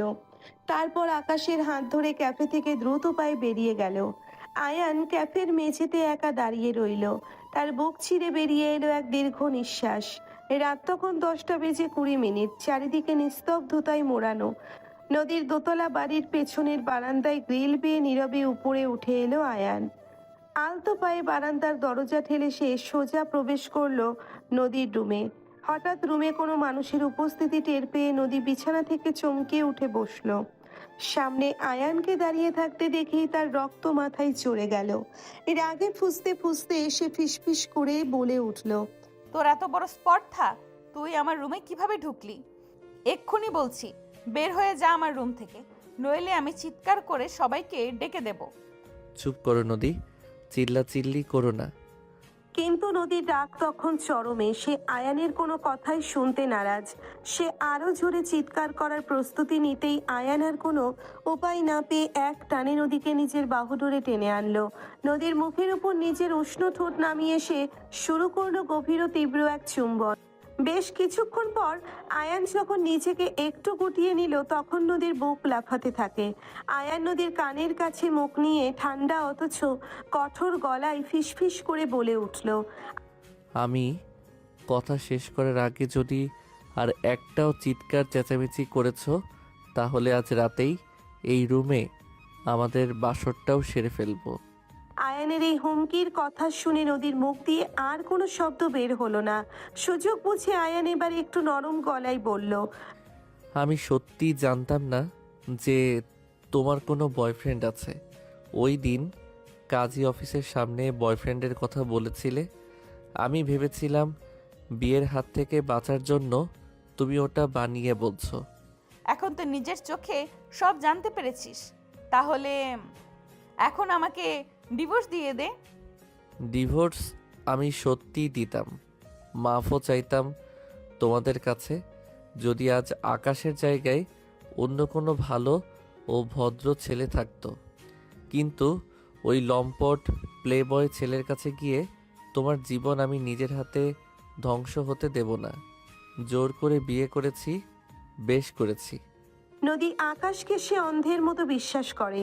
আয়ান যখন আকাশকে লম্পট বলে গালি দিল, তখন নদীর ধৈর্যের বাঁধ পুরোপুরি ভেঙে গেল। সে দাঁতে দাঁত চেপে আয়ানকে উদ্দেশ্য করে একের পর এক অত্যন্ত বাজে এক কটু কথা শুনিয়ে দিল এবং আঙ্গুল উঁচিয়ে দরজা দেখিয়ে চেঁচিয়ে বলল, বের হয়ে যা আমার রুম থেকে, এক মুহূর্ত এখানে দাঁড়াবি না, তোর মুখ দেখতেও আমার ঘেন্না করছে। নদীর এমন চরম ঘৃণা আর গলার আওয়াজ শুনে আয়ান আর এক মুহূর্তও সেখানে দাঁড়িয়ে থাকলো না। তার চোয়াল শক্ত হয়ে গেল। শেষবারের মতো নদীর দিকে একটা শীতল দৃষ্টি ফেলে সে যেভাবে এসেছিল ঠিক সেভাবেই বারান্দার গ্রিল বেয়ে রাতের অন্ধকারে মিলিয়ে গেল। আয়ান চলে যাওয়ার পর নদীর রুমের নিস্তব্ধতা যেন আরো ভারী হয়ে চেপে বসলো। নিজের বিছানার কোণে হাঁটু গেড়ে বসে নদী তখনও থরথর করে কাঁপছে। নদী নিজের ফোনটা হাতে তুলে নিল। আকাশকে একটা ফোন বা অন্তত একটা টেক্সট করা দরকার। ক্যাফেতে যা ঘটে গেছে, তারপর আকাশের অবস্থা কেমন আছে তা জানার জন্যে নদীর মনটা ছটফট করে উঠল। সে দ্রুত ডায়াল প্যাডে গিয়ে আকাশের নাম্বারে কল করলো। ওপাশে কয়েকবার রিং হওয়ার পরই লাইনটা রিসিভ হওয়ার পর ওপাশ থেকে ভেসে এলো আকাশের ভাঙা ও আতঙ্কিত কণ্ঠস্বর। নদী, তুমি এখন আমাকে ফোন করছো কেন? ওই গুন্ডা ছেলেটা তোমার কে বলতো? ও তো আস্ত একটা পাগল। ও যেভাবে আমার উপর চড়া হয়েছিল, আমি জীবনেও এমন পরিস্থিতির মুখোমুখি হয়নি। সরি আকাশ, আমার সত্যি খুব খারাপ লাগছে তোমার জন্য। ওই আয়ানটা একটা আস্ত বেয়াদব। ও যেভাবে জোর করে, মানে যা যা করেছে সব কিছুর জন্য আমি লজ্জিত। তুমি এখন কেমন আছো বলো? কোথাও আঘাত লেগেছে নাকি? আমার কথা বাদ দাও নদী, ওই ছেলের সাথে তোমার আসল সম্পর্ক কি সেটা আগে পরিষ্কার করো। ও যেভাবে দাবি করেছে যে তুমি ওর মানে বসেই তো, আমি এইসব জগখিচুড়ি সম্পর্ক সহ্য করতে পারবো না। হয় তুমি ওই ছেলের সাথে সব যোগাযোগ চিরতরে বন্ধ করে দাও, না হয় আমার কথা ভুলে যাও। আকাশের এই শেষ কথাটি নদীর বুকে একটা ধাক্কার মতো এসে লাগলো। এমন বলছো কেন আকাশ? তুমি তো জানোই আমি ওকে কতটা ঘৃণা করি। সে জোর করে ওই কাজটা করেছে। আমি তো তোমাকেই ভালোবাসি আকাশ। তাহলে প্রমাণ করো। কাল সকালে শহরের ওই পুরনো পার্কের সামনে এসে দাঁড়াও। আমি তোমাকে যা বলবো তোমাকে সেটাই করতে হবে। যদি আমাকে সত্যি ভালোবেসে থাকো তবে কাল সকালে আমার কাছে চলে এসো। রাখছি এখন। নদীর গলাটা কান্নার আওয়াজে ধরে এলো। আর কোনো কথা বলার সুযোগ না দিয়েই আকাশ ফোনটা কেটে দিল। নদীর হাত থেকে ফোনটা বিছানায় খসে পড়ল। সে কি করবে বুঝতে পারছে না, মাথা কাজ করছে না তার। নদীর রুম থেকে বের হয়ে আয়ান সরাসরি নিজেদের ফ্ল্যাটে চলে আসে। নিজেদের ফ্ল্যাটে পা রাখতেই আয়ানের সমস্ত সংযমের বাঁধ ভেঙে গেল। ড্রয়িং রুমে প্রবেশ করার সাথে সাথেই সে টেবিলের উপর রাখা কাঁচের জিনিসপত্রগুলো একে একে ছুঁড়ে ফেলতে শুরু করলো। দেওয়ালে আঘাত করে ভেঙে ফেললো ফেক শোপিস, আর ড্রয়িং রুমের টেবিলে থাকা ফুলদানিটা আছড়ে ফেললো মেঝেতে। কাঁচ ভাঙার বিকট শব্দে পুরো ফ্ল্যাট কেঁপে উঠল। ভাইয়া ভাইয়া, কি হয়েছে তোমার? এবার সব ভেঙে ফেলছো কেন? মাথা কি একদম খারাপ হয়ে গেছে তোমার? আয়ান রক্তিম চোখে অয়নের দিকে তাকিয়ে গর্জনের মতো শক্ত ও কর্কশ গলায় বলে উঠল, আমার সামনে থেকে দূর হয়ে যা অয়ন, এক্ষুনি বের হয়ে যা এখান থেকে। আর খবরদার কেউ আমার এই রুমের সামনে আসবি না বলছি। কেউ আমাকে ডিস্টার্ব করবি না। ভাইয়ের এই চরম হিংস্র রূপ জীবনেও দেখেনি অয়ন। ভয়ে তার বুক কেঁপে উঠল। সে আর এক মুহূর্ত সেখানে দাঁড়ানোর সাহস পেল না। কোনো মতে পিছিয়ে গিয়ে নিজের রুমে চলে গেল। ড্রয়িং রুমের মাঝে একা দাঁড়িয়ে আয়ান হাঁপাতে লাগলো। তার চোখের সামনে তখন বারবার ভেসে উঠছে নদী আর আকাশের সেই ঘনিষ্ঠ মুহূর্তের দৃশ্যগুলো। সে দাঁতে দাঁত চেপে নিজের মুঠো শক্ত করে বিড়বিড় করে বলল, তোমাকে আমি কোনোভাবেই হারাতে পারবো না নদী, কোনোভাবেই না। 2 ঘন্টা পর আয়নের ফ্ল্যাটেও তখন থমথমে এক পরিস্থিতি বিরাজ করছে। ড্রয়িং রুমের মেঝেতে ছড়িয়ে থাকা ভাঙা কাচের টুকরো আর আসবাবপত্রের বেহাল দশা দেখে অয়নের বুক কাঁপছে। বড় ভাইয়ের এমন হিংস্র ও বেপরোয়া রূপ সে এর আগে কখনো দেখেনি। ঠিক সেই মুহূর্তে ফ্ল্যাটের মূল দরজায় কলিং বেল বেজে উঠল। শব্দটা শুনে অয়ন চমকে দরজার দিকে তাকালো, কারণ এই গভীর রাতে আর কেউ নয়, সরাসরি তাদের বাবা মা এসে উপস্থিত হয়েছেন। গত কয়েকদিন গ্রামের বাড়িতে একটা পারিবারিক কাজে গিয়েছিলেন তারা। আজ রাতেই ফেরার কথা ছিল। অয়ন দ্রুত এগিয়ে গিয়ে দরজা খুলে দিল। দরজার সামনে দাঁড়িয়ে আছেন আয়ানের বাবা শফিক আহমেদ এবং মা রেহেনা বেগম। দুজনেই ক্লান্ত, হাতে ভারী লাগেজ। ছেলের মুখে আতঙ্ক আর ফ্ল্যাটের ভেতরের এই বিধ্বস্ত অবস্থা দেখে তাদের চোখ কপালে উঠে গেল। আল্লাহ, এ কি অবস্থা করে রেখেছিস ফ্ল্যাটের? ড্রয়িং রুমে সব কাজ ভাঙা কেন অয়ন? কি হয়েছে এখানে? তোদের 2 ভাইয়ের মধ্যে কি আবারও মারামারি লেগেছিস নাকি? অয়ন, তোর বড় ভাই কোথায়? এই মাঝরাতে বাড়িটাকে রঙিন বানিয়ে রেখেছো কেন? ও ডাক তোর ভাইকে, কই ও? মা, আমি কিছু জানি না। ভাইয়া বিকেলবেলা বাইরে থেকে ফিরে হঠাৎ করেই কেমন যেন পাগল হয়ে গেছে, এসে সব ভাঙচুর শুরু করলো। আমি সামলাতে গেলে আমাকে এমন ধমক দিল যে ভয়ে আমি আমার রুমে পালিয়ে এসেছি। শফিক আহমেদ ছেলের কথা শুনে রাগে আরও লাল হয়ে গেলেন। তিনি সরাসরি হেঁটে গিয়ে আয়ানের রুমের দরজায় পরপর কয়েকটা ভারী থাপ্পড় বসালেন এবং গর্জে উঠলেন, আয়ান, দরজা খোলো বলছি। ভেতরে বসে এসব পাগলামি কি হচ্ছে তোমার?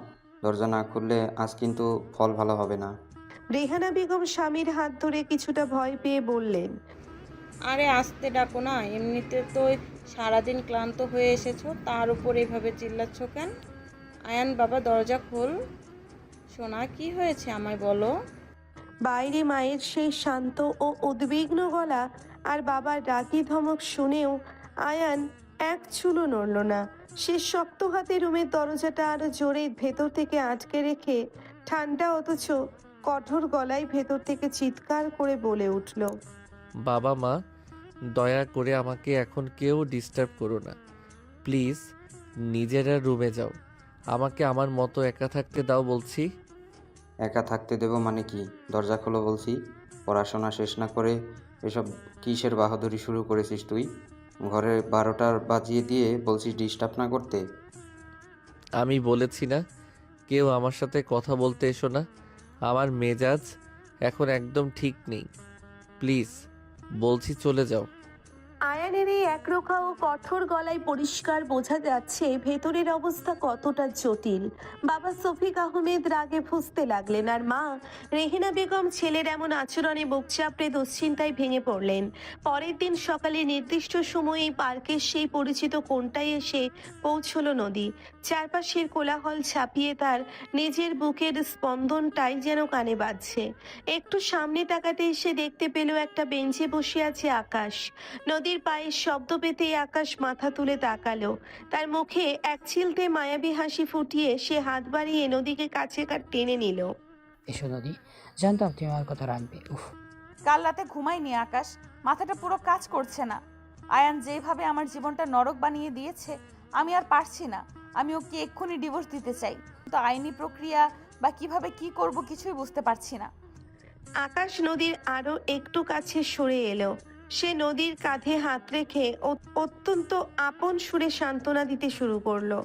নদীর পিঠেও চুলে হাত বুলিয়ে দিতে দিতে সে ফিসফিস করে বলল, এত টেনশন করো না তো।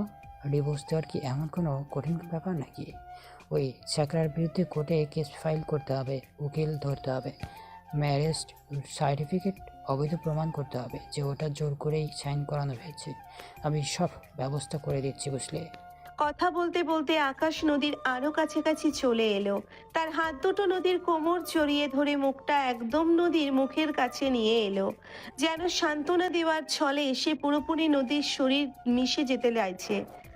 চারপাশের মানুষজনের দিকে তার কোনো ভ্রুক্ষেপই নেই। ঠিক সেই মুহূর্তে পার্কের রাস্তা দিয়ে নিজের বাইক নিয়ে যাচ্ছিল আয়ান। তার চোখ হঠাৎ গিয়ে পড়ল পার্কের ওই কর্নারের বেঞ্চটার উপর। দৃশ্যটা চোখের পলকে আয়ানের সমস্ত রক্ত মাথায় তুলে দিল।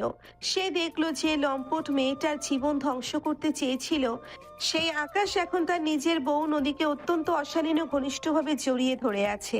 আয়ানের বাইকের গতি 1 সেকেন্ডে শূন্যে নেমে এলো। সে বাইকটা সজোরে ব্রেক করে এক লাফে নেমে পড়ল।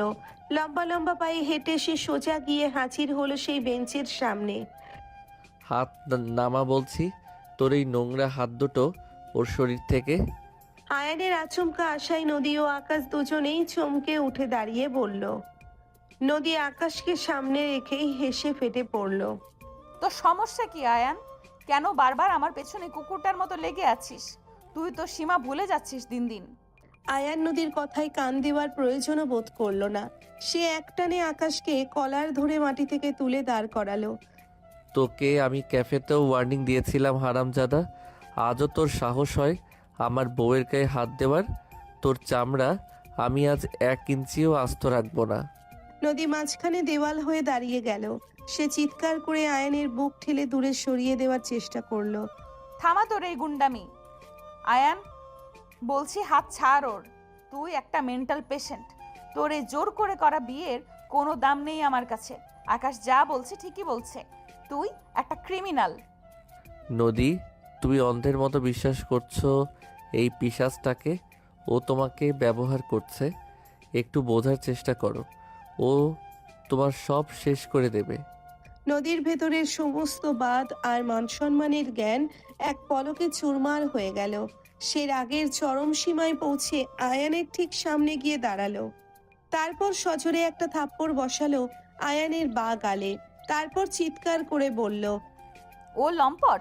বেশ, এই লম্পটের সাথেই থাকবো আমি। দরকার হলে ওর সাথে হোটেলেও যাব। তোর তাতে কি রে? তুই আমাকে জোর করে বিয়ে করেছিস বলে কি আমার মাথা কিনে নিয়েছিস নাকি? আমি তোর এই কলঙ্কের বউ হয়ে 1 মুহূর্তও থাকতে চাই না। আমাকে ডিভোর্স দে, আজকে মুক্তি দে আমাকে। আয়ান পাথরের মূর্তির মতো দাঁড়িয়ে রইল। গালের সেই থাপ্পড়ের জ্বালা তার বুকের ভেতরের কান্নার সমুদ্রকে ছাপিয়ে গেল। একবার আকাশের দিকে তাকালো, দেখতে পেল আকাশের মুখে শয়তানি হাসি। গালের সেই থাপ্পড়ের জ্বালা তার বুকের ভেতরের কান্নার সমুদ্রকে ছাপিয়ে গেল। এবার আকাশের দিকে তাকালো, দেখতে পেল আকাশের মুখে শয়তানি হাসি। তারপর সে বহুক্ষণ নদীর ফুঁসতে থাকা মুখের দিকে তাকিয়ে রইল। তারপর খুব আস্তে, অত্যন্ত শান্ত অথচ ভাঙা গলায় সে নদীকে উদ্দেশ্য করে বলল, তোমার ডিভোর্স চাই তো? ঠিক আছে, তোমাকে আজই ডিভোর্স দিয়ে দেব। সেদিন তুমি হাড়ে হাড়ে বুঝতে পারবে এই আয়ান তোমাকে কতটা ভালোবেসেছিল।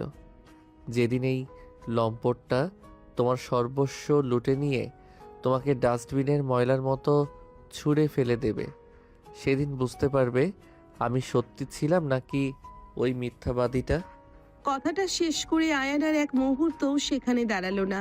সে পেছন ফিরে নিজের বাইকের দিকে হাঁটা ধরলো। পেছনে দাঁড়িয়ে থাকা আকাশ তখন মনে মনে বিজয়ের এক কুটিল হাসি হাসছে।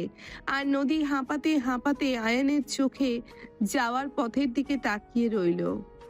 আয়ানের শেষে কথাটা শুনে হঠাৎ নদীর মনের গভীরে অজানা এক ভয়ের কাঁটা বিঁধে গেল।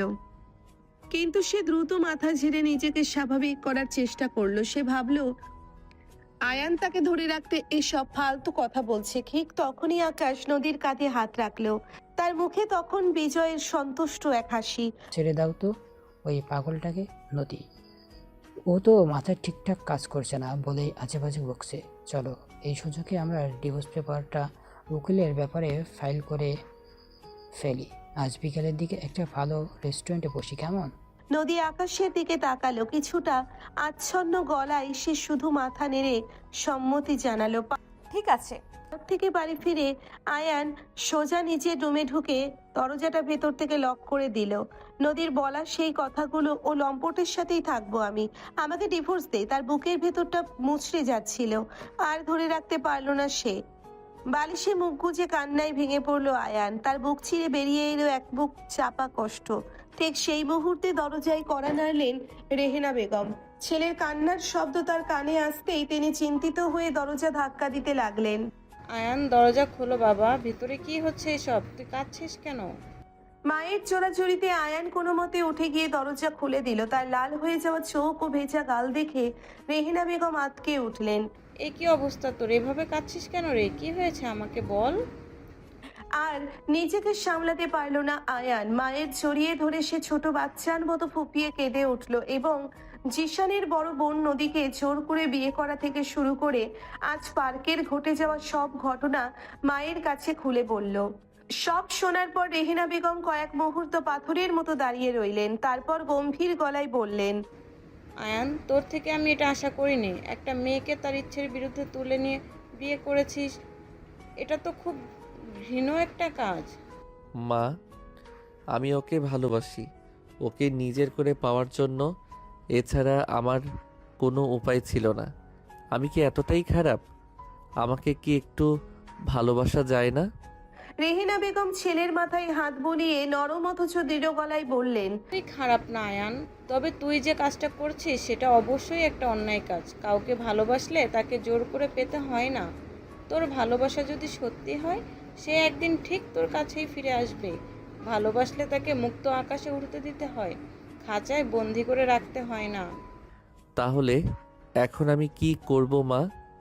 তোর মন যা বলে তাই কর। এমন কোনো ডিসিশন নিস না যাতে নদীর কোনো কষ্ট হয়। মায়ের কথাগুলো আয়ানের মাথার ভেতর একটা নতুন আলোর দিশা দেখালো। সে মায়ের দিক থেকে চোখ সরিয়ে নিজের ফোনটা তুলে নিল। তারপর এক মুহূর্তও দেরি না করে একটা আইনি পরামর্শদাতা বা ডিভোর্স লয়ারের নাম্বারে ডায়াল করলো। হ্যালো, একটা ডিভোর্সের কাগজ তৈরি করতে হবে। জরুরি ভিত্তিতে পেপারস রেডি করে আমাকে একটু জানান।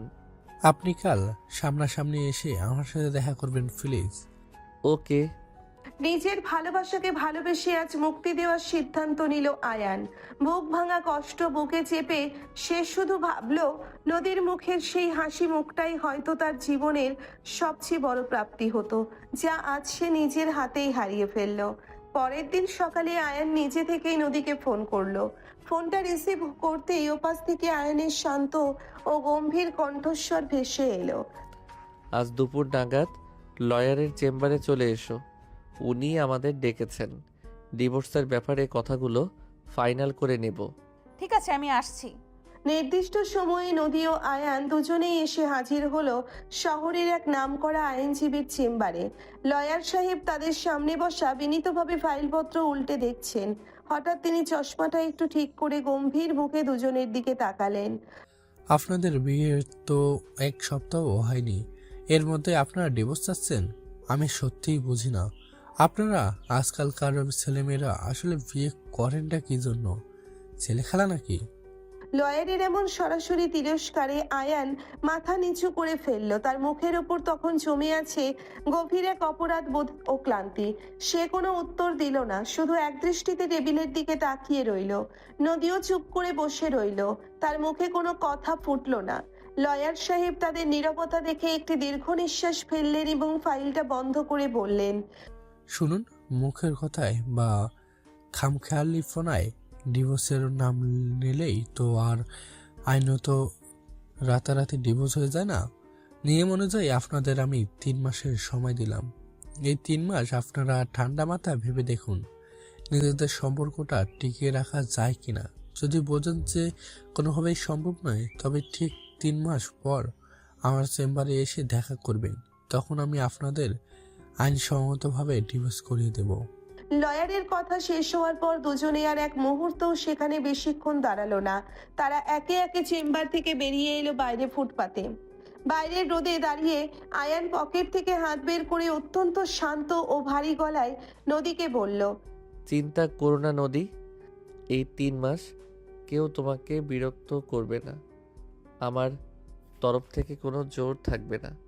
এই 3 মাস শুধু এই বিয়ের নামক বোঝাটা বয়ে বেড়াও, তারপর তো তুমি চিরতরে মুক্তি পেয়েই যাচ্ছ। কথাটা বলে নদীকে আর কোনো উত্তর দেওয়ার সুযোগ দিল না আয়ান। সে আর পেছন ফিরে তাকালো না, সোজা নিজের রাস্তার দিকে হাঁটতে শুরু করলো। নদী স্থবির হয়ে দাঁড়িয়ে রইল আয়ানের চলে যাওয়ার পথের দিকে তাকিয়ে। তার বুকের ভেতরটা কেমন যেন খালি খালি ঠেকতে লাগলো। এভাবেই দেখতে দেখতে কেটে গেল দীর্ঘ 2 মাস। সময়ের পরিবর্তনে চারপাশের অনেক সমীকরণই বদলে গেছে। আয়ান নিজেকে পুরোপুরি ব্যস্ত রেখেছে তার পড়াশোনা আর ভবিষ্যতের লক্ষ্য নিয়ে। নদীকে মন থেকে মুছে ফেলার হাজারো চেষ্টা সে চালিয়েছে, যদিও তা সহজ ছিল না। জিশানের সাথেও সে আগের মতো যোগাযোগ রাখেনি, কারণ জিশানের সামনে গেলেই তার মনের ভেতর এক অদ্ভুত অপরাধ বোধ মাথা চারা দিয়ে উঠত। সে যে তার বন্ধুরই বড় বোনকে জোর করে নিজের জীবনে জড়িয়ে ফেলেছে। অন্যদিকে নদীও আগের মতো আর নেই, তার স্বভাবের সেই প্রাণবন্ত ভাবটা যেন কোথায় হারিয়ে গেছে। সে এখন অনেক বেশি চুপচাপ ও গম্ভীর হয়ে থাকে। আকাশের সাথেও তার যোগাযোগের পরিমাণ অনেকটাই কমে গেছে, তবে আকাশ তাতে খুব একটা গায়ে মাখে না। সে তার নিজের মতো করে অন্য মেয়েদের নিয়ে বেশ ফুর্তিতেই দিন কাটাচ্ছে। নদীর সাথে সে যতটুকু যোগাযোগ টিকিয়ে রেখেছে তার পেছনে রয়েছে অন্য এক সুদূর প্রসারী ও কুটিল উদ্দেশ্য। ঠিক এমন এক সময়ে 2 মাস পেরিয়ে যাওয়ার পর হঠাৎ একদিন আকাশ নদীকে ফোন করলো। নদী, আমার শরীরটা খুব খারাপ লাগছে রে, প্রচণ্ড জ্বর আর মাথা ব্যথা। তুমি কি একটু কষ্ট করে আমার বাসায় আসবে? তোমাকে খুব দরকার। আকাশের অসুস্থতার কথা শুনে নদীর মনে কিছুটা উদ্বেগ কাজ করলো। সে আর দেরি না করে নির্ধারিত সময়ের চেয়েও প্রায় 2 ঘন্টা আগেই আকাশদের বাড়ির উদ্দেশ্যে রওনা হয়ে গেল। নির্দিষ্ট সময়ে নদী এসে পৌঁছলো আকাশের বাড়িতে চলে যায়। বাড়ি এসে বাগানের চোখ যেতেই নদীর চোখের সামনে যা দৃশ্য ভেসে উঠল তাতে তার পায়ের তলার মাটি এক মুহূর্তে সরে গেল। আকাশের গায়ে নেই কোনো অসুস্থতার চিহ্ন। সে সম্পূর্ণ সুস্থ ও স্বাভাবিক অবস্থায় দাঁড়িয়ে আছে এবং হাসতে হাসতে ফোনে কার সাথে যেন অত্যন্ত আপত্তিকর ও অশালীন ভাষায় কথা বলছে। নদীর উপস্থিতি টের পায়নি আকাশ, তাই ফোন আলাপ চালিয়ে যেতে লাগলো। আরে দোস্ত, বলিস না, আজ ওই নদী মালটাকে আজ ভালোবাসতাম তো, ফিট করে খেয়ে দেবো। অপর থেকে কিছু একটা বলা হলো যা নদীর কান পর্যন্ত স্পষ্ট পৌঁছালো না, কিন্তু আকাশ আবার বলে উঠলো, আরে ধুর, তুই বুঝছিস না কেন? প্রথম থেকেই তো ওর পেছনে পড়ে আছি। রুম রেট করবো, কিন্তু ওই মেয়ের একটাই বলি, বিয়ের পর আমি কি সারা জীবন ওকে বিয়ে করার জন্য বসে থাকছি নাকি?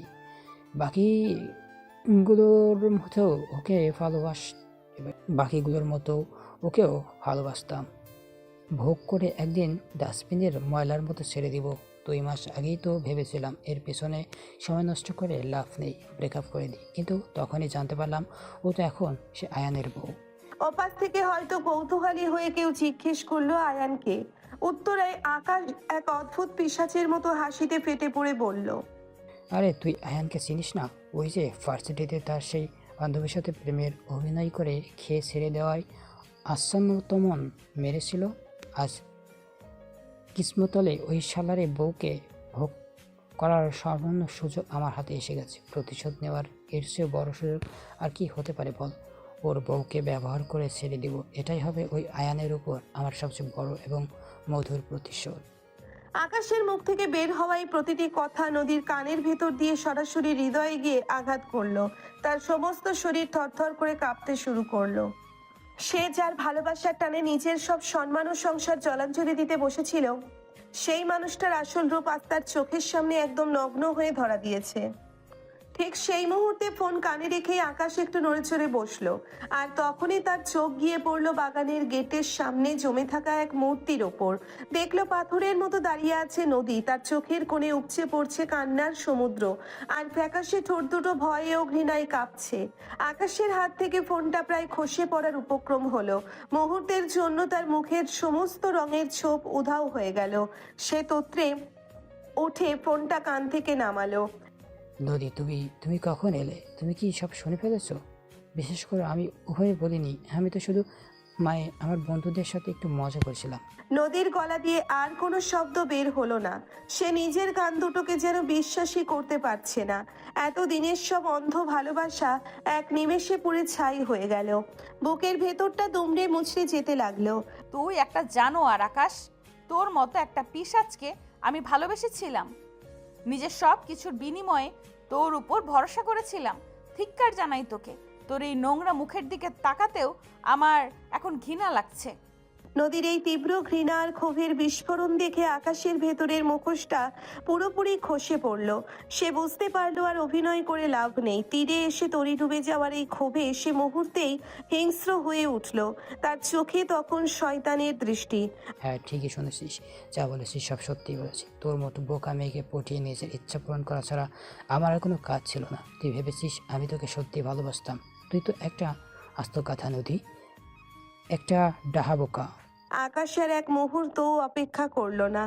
রাগে ও ক্ষোভে ফেটে পড়ে সে এক পা দুপা করে তেড়ে এলো নদীর দিকে, যেন এখনই তার গায়ে হাত তুলবে। কিন্তু নদী আর সেখানে এক সেকেন্ডও দাঁড়ালো না। সে নিজের চোখের জল মুছে এক দৌড়ে বাগানের গেট পার হয়ে রাস্তায় বেরিয়ে এলো। পেছন থেকে আকাশ তখনও চেঁচিয়ে উঠছিল, কিন্তু নদীর কানে আর সেসবে কোনো প্রভাব পড়ল না।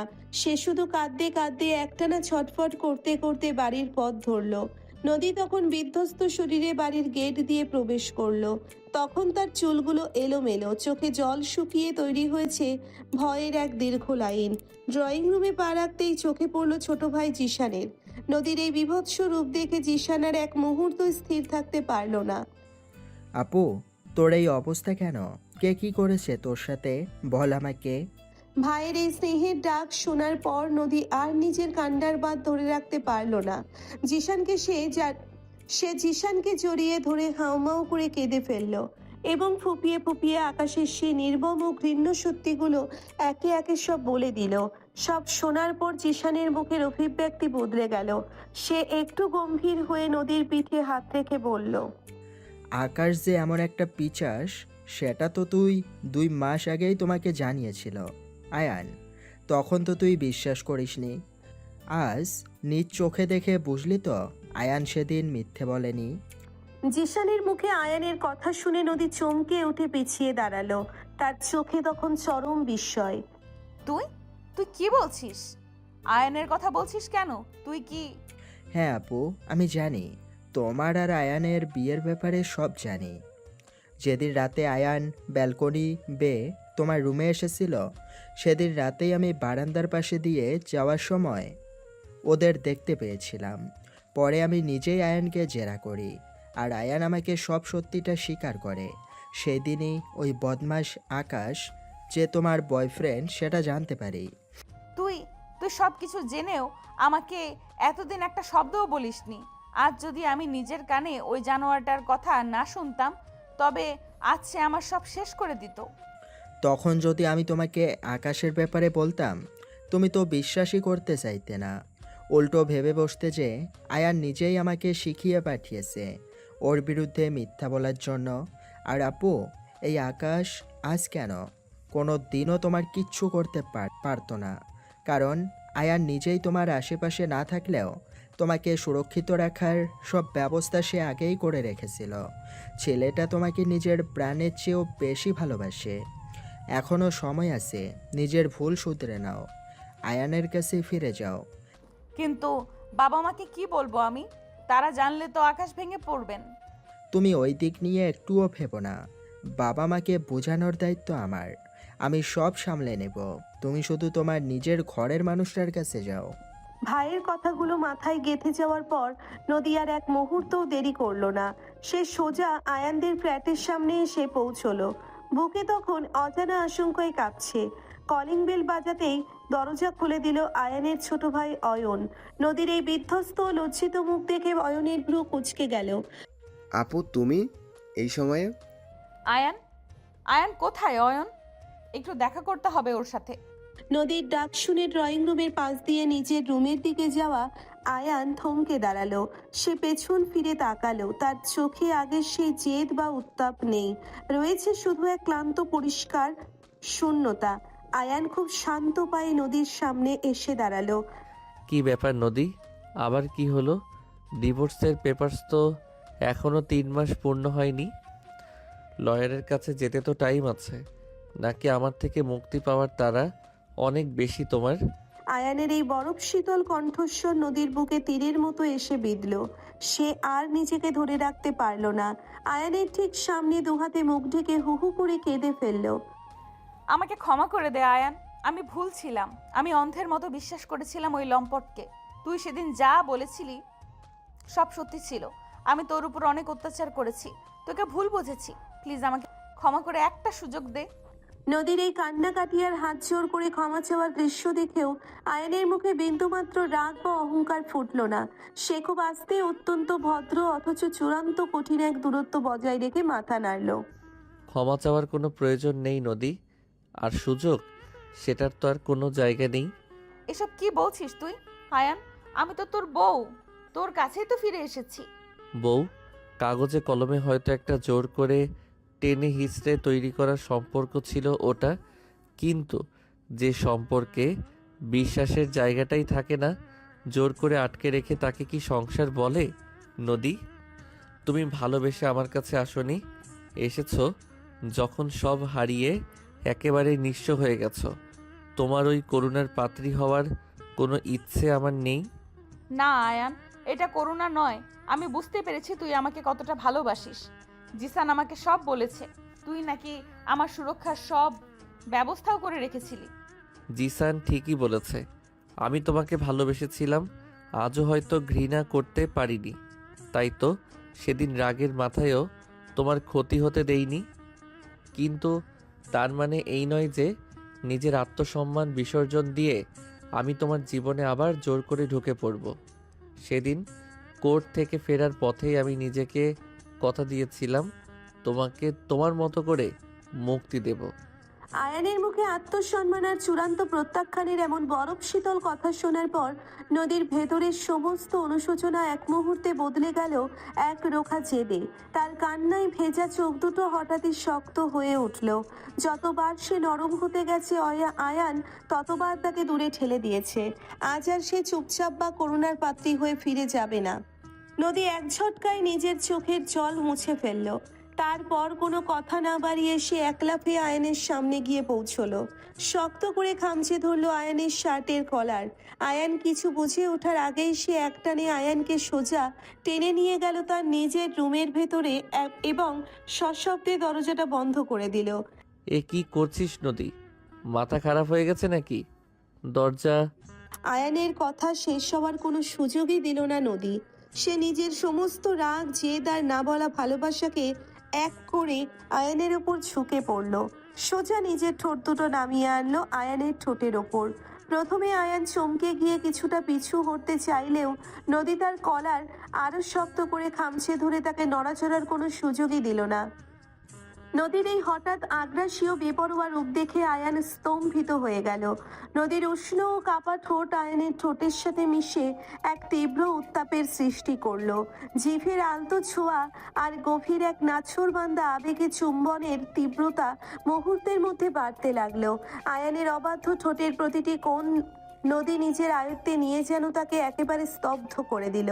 নদীর ভেতরের সেই জেদি আক্রোশ আর উত্তাল নিঃশ্বাস আয়ানের ঠোঁট দুটোকে অবশ করে তুলল। বেশ কিছুক্ষণ ধরে চলা এই গভীর, তীব্র ও ওলটপালট করে দেওয়া চুম্বনে পুরো ঘরটার বাতাস যেন ভারী হয়ে গেল। আয়ানের দুহাত তখন শক্ত হয়ে ঝুলে রইল। সে যেন বিশ্বাসই করতে পারছে না তার সামনে থাকা এই মেয়েটা ঠিক কী করে চলেছে।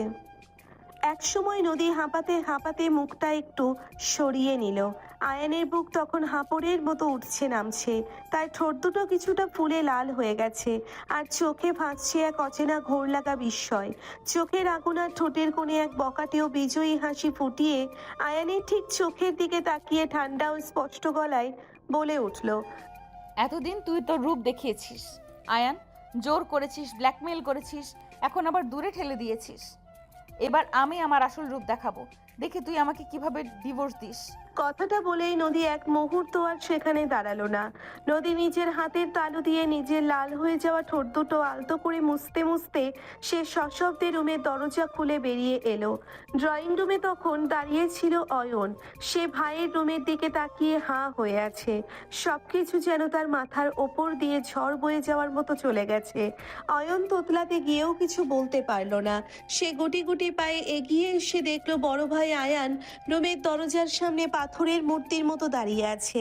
আয়ানের নিজের হাত তখন নিজের ঠোঁটের উপর রাখা, আর তার চোখে মুখে লেপ্টে আছে এক অদ্ভুত ও গভীর ঘোর। পরের দিন সকালবেলা আয়ানের বাবা মা অফিসে চলে গেছে। বাড়িতে তখন শুধু আয়ান ও অয়ন। অয়ন ইতিমধ্যে আয়ান আর নদীর বিয়ের সম্পর্কে জেনে গিয়েছে। সেই ভাইয়ের রাগ কমাতে নদীর পক্ষে কাজ করছে।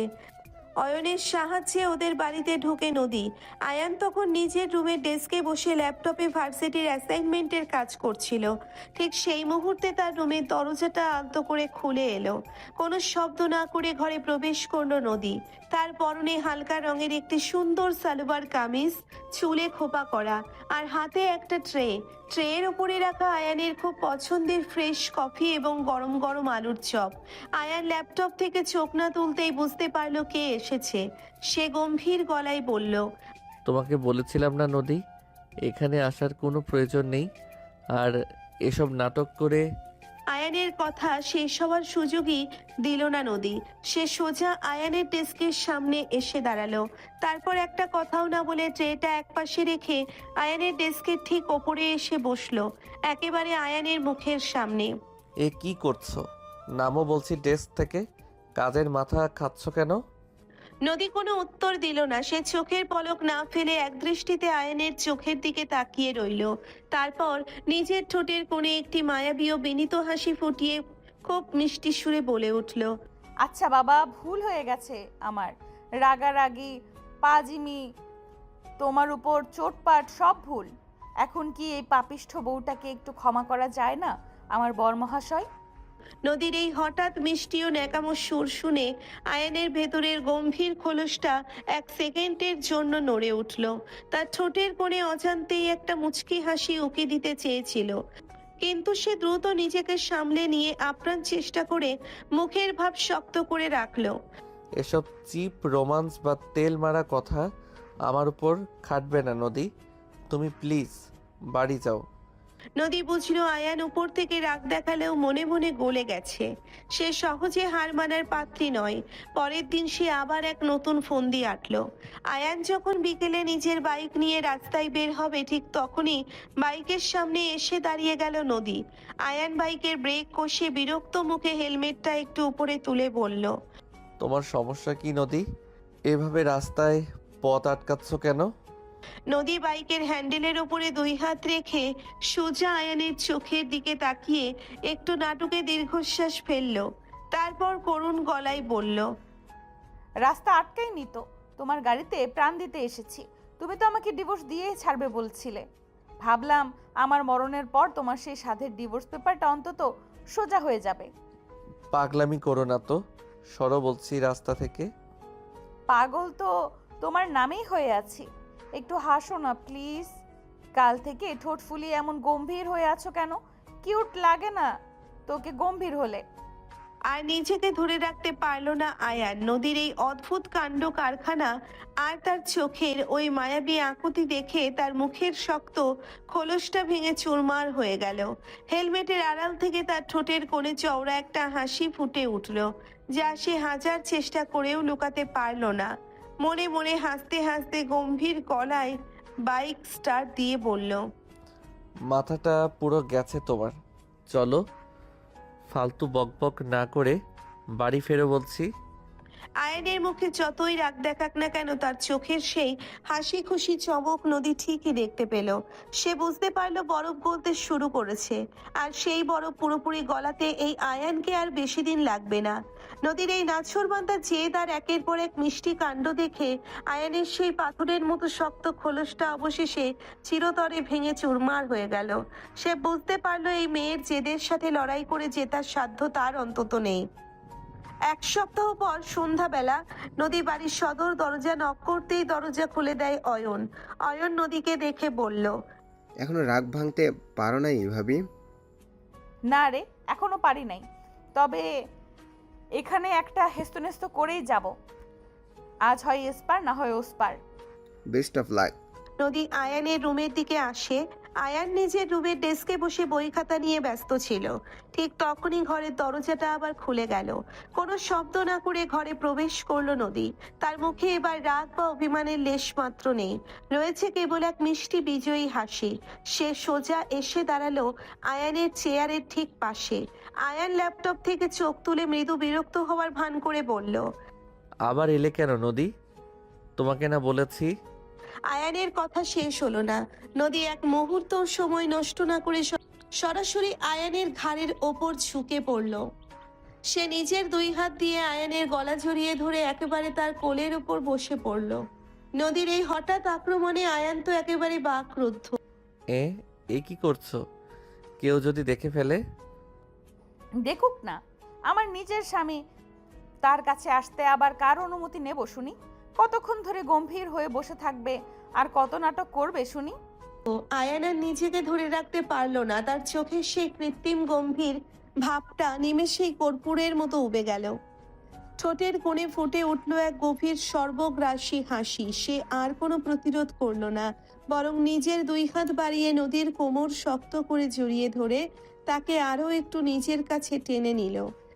খুব তো অহংকার দেখাচ্ছিলে সেদিন কাজী অফিসের সামনে, যখন জবরদস্তি ধরে এনেছিলাম তখন তো কান্নাকাটি করে আকাশ ভেঙেছিলে। এখন আবার নিজে থেকে এসে কোলের উপর চেপে বসলে যে। আয়ানের চুলে আঙ্গুল চালাতে চালাতে আদুরে গলায় বলল, সেখানের পরিস্থিতি আর আজকের পরিস্থিতি কি এক নাকি? পাজি ছেলে, সেদিন তো মাথা ঠিক ছিল না। আর তাছাড়া তুমি যেভাবে আমাকে আঁচড়ে ধরে রেখেছিলে, অন্য কেউ হলে তো কবেই পালিয়ে যেত, কিন্তু আমি তো তোমার ওই জেটটার কাছে হেরে গেছি অয়ন। আয়ান আর কোনো কথা বাড়ালো না। নদীর নরম ও মায়াবী চোখের দিকে তাকিয়ে সে নিজের সমস্ত অভিমান, রাগ আর দূরত্ব এক নিমেষে বিসর্জন দিল। সে নদীর আরো কাছে মুখ নিয়ে গিয়ে আলতো করে নিজের ঠোঁট দুটো রেখে দিল নদীর কপালে। তারপর গাল বেয়ে সোজা এসে মিশে গেল নদীর ঠোঁটের সাথে। দীর্ঘ বাধা, ভুল বোঝাবুঝি আর মেঘ কেটে যাওয়ার পর অবশেষে তাদের জীবনে এলো সেই সোনালি দিন। আকাশের সেই নোংরা মিথ্যা আর প্রতারণা ধুলোয় মিশে যাওয়ার পর নদী ও আয়ানের সম্পর্ক নতুন এক আলোয় সেজে উঠল। দুই পরিবারের সম্মতি এবং চিসানো অয়নের অক্লান্ত উদ্যোগে অবশেষে ধুমধাম করে আয়োজিত হলো তাদের জাঁকজমকপূর্ণ বিয়ের অনুষ্ঠান। পুরো বাড়িটা যেন এক টুকরো স্বর্গে পরিণত হয়েছে। চারপাশের উজ্জ্বল রজনীগন্ধা আর গোলাপের সুবাসে বাতাসে ভারী।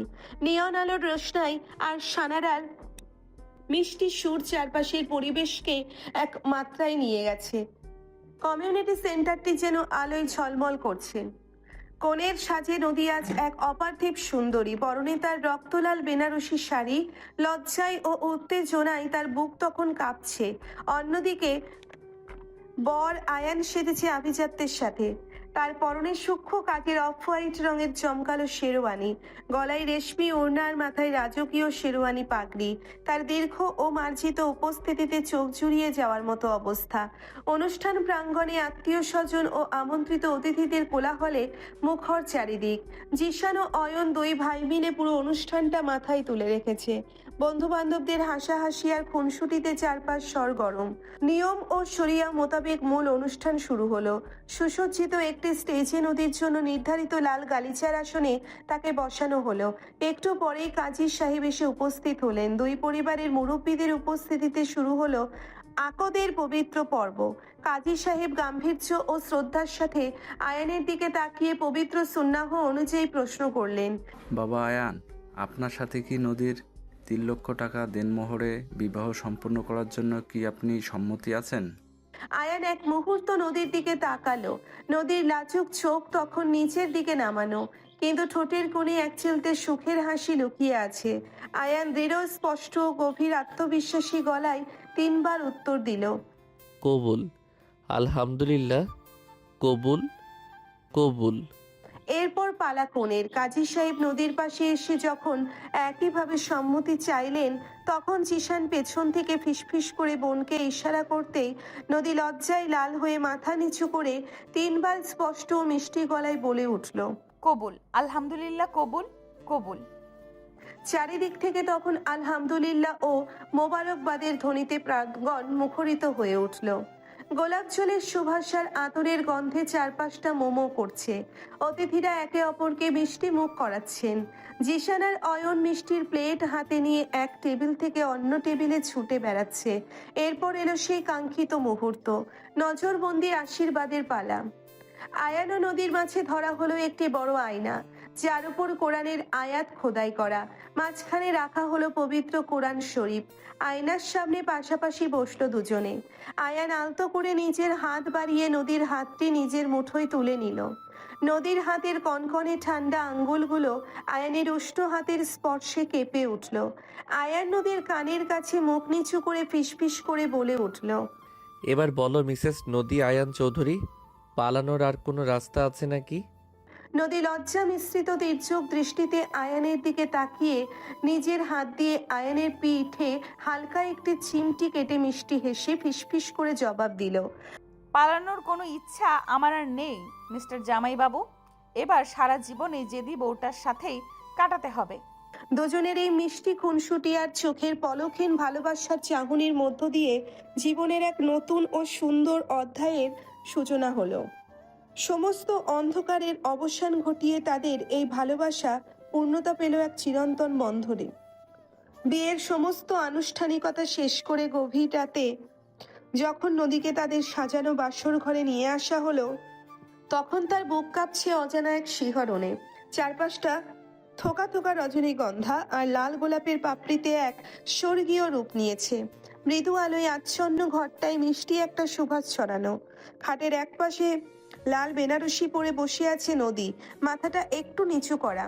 এমন সময় আলতো পায়ে ঘরের দরজা খুলে ভেতরে প্রবেশ করলো আয়ান।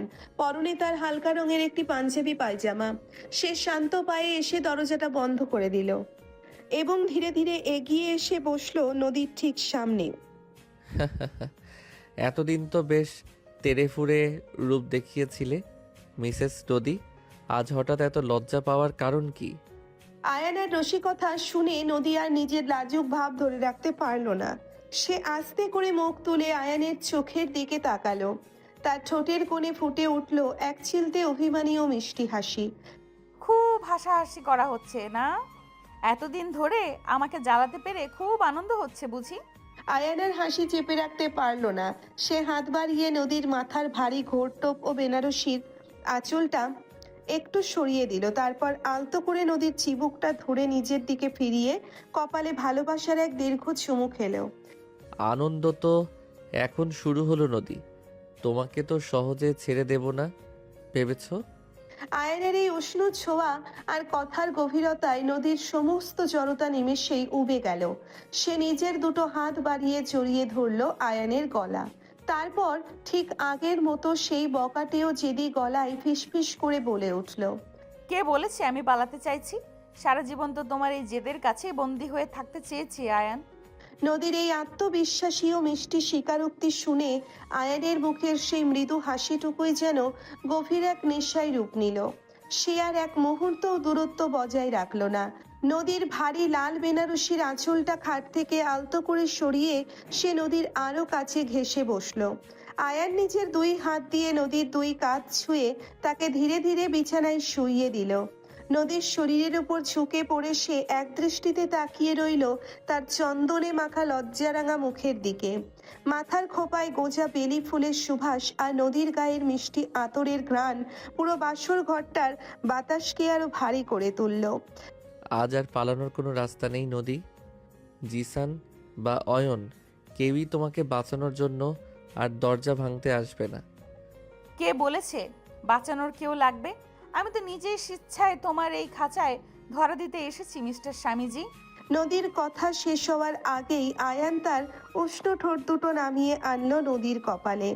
তারপর সেখান থেকে চিবুক বেয়ে সোজা এসে মিশে গেল নদীর ঠোঁটের সাথে। সেই গভীর ও আবেগময় চুম্বনে যেন এতদিন জমে থাকা সমস্ত অভিমান, ভুল বোঝাবুঝি আর দূরত্ব চিরকালের মতো ধুয়ে মুছে সাফ হয়ে গেল। ঘরের মৃদু আলোয় তখন কেবল দুই জোড়া নিঃশ্বাসের শব্দ, আয়ানের আলতো হাতের ছোঁয়া আর নদীর কাঁপতে থাকা শরীরের রোম্যান্স পুরো বাসর ঘরটার পরিবেশকে আরো বেশি মোহময় করে তুলল। নদী তখনও আচ্ছন্ন হয়ে আছে আয়ানের চোখের গভীর নেশায়। আয়ানের নদীর খুব কাছে মুখ নামিয়ে এলো। তার হাতের উষ্ণ আঙ্গুলগুলো নদীর গালের চন্দন ঘষে যাওয়া ত্বক ছুঁয়ে গেল। নদী লজ্জায় চোখ বন্ধ করে ফেলল, কিন্তু তার ঠোঁটের কোণে লেপ্টে রইল সেই চিরপরিচিত জেদি ও মিষ্টি হাসি।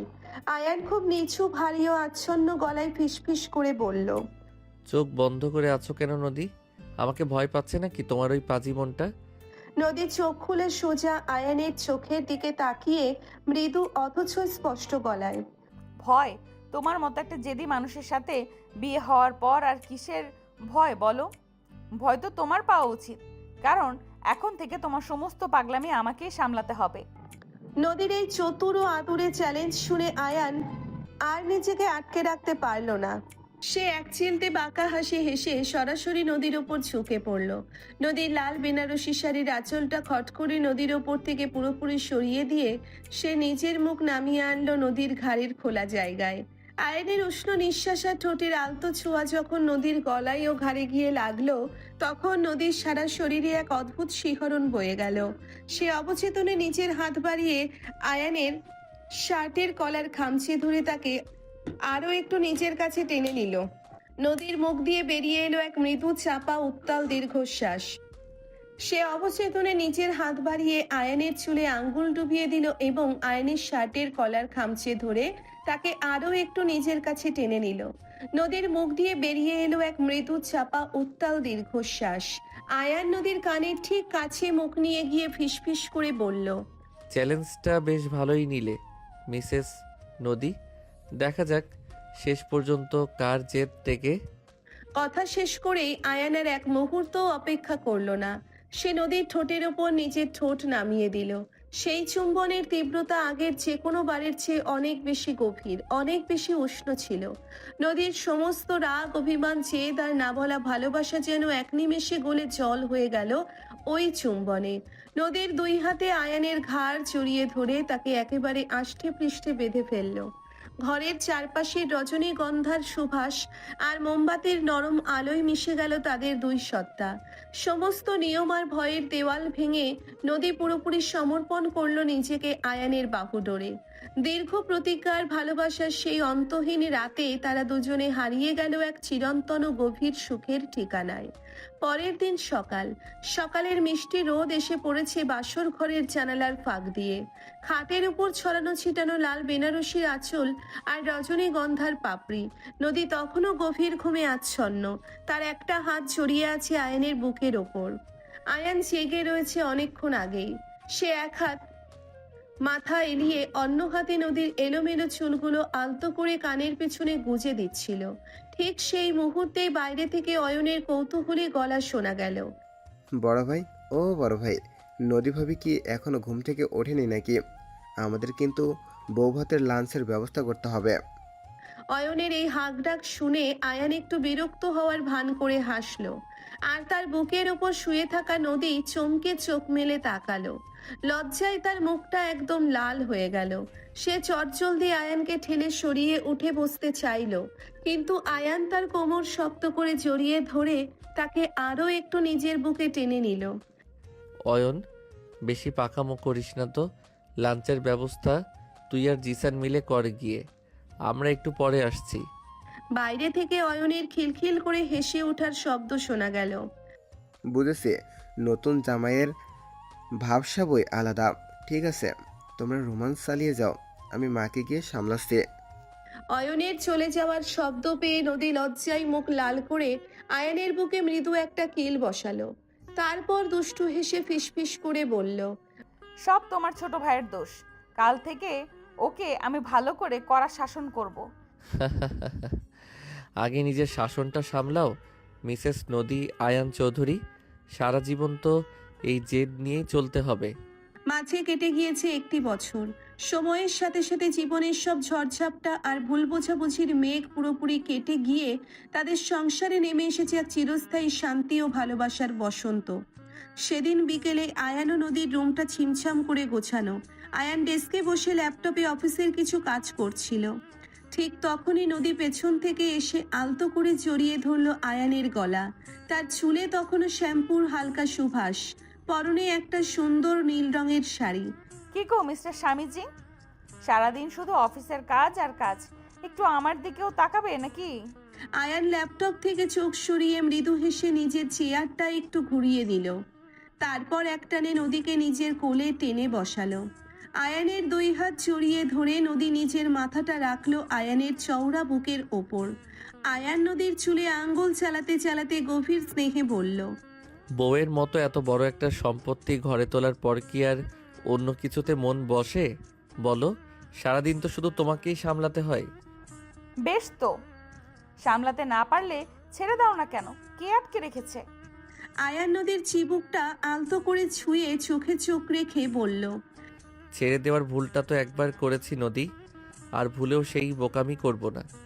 জীবনের শেষ দিন পর্যন্ত এই জেদি মেয়েটাকে এভাবেই আমার চোখের সামনে বন্দি করে রাখবো। আয়ানের কথা শুনে নদীর মুখটা লজ্জায় ও ভালোবাসায় লাল হয়ে উঠল। সে আর কোনো কথা না বাড়িয়ে নিজের হাত দিয়ে আয়ানের গলা জড়িয়ে ধরে তার ঠোঁটে একটা মিষ্টি চুমু এঁকে দিল। জীবন সবসময় সরল রেখায় চলে না, কখনো তাতে ভুল বোঝাবুঝির ঝড় আসে, কখনো বা অন্ধবিশ্বাসের চরম মূল্য দিতে হয়। কিন্তু ভালোবাসার শিকড় যদি গভীর হয় তবে সেই ঝড়ও একদিন শান্ত হয়ে বয়ে আনে এক নতুন ভোরের আলো। আকাশ নামের সেই অন্ধকার অধ্যায় পেছনে ফেলে নদী আজ খুঁজে পেয়েছে তার জীবনের আসল ও নিরাপদ ঠিকানা, আয়ানের বুক।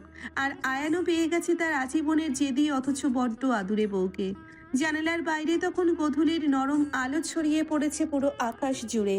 2টি মানুষ, 2টি ভিন্ন মন, আজ হাজারো বাধা পেরিয়ে এক সুতোয় বাঁধা। এভাবেই তাদের জীবনের পাতাগুলো ভরে উঠুক অন্তহীন ভালোবাসা, বিশ্বাস আর সুখের রঙে।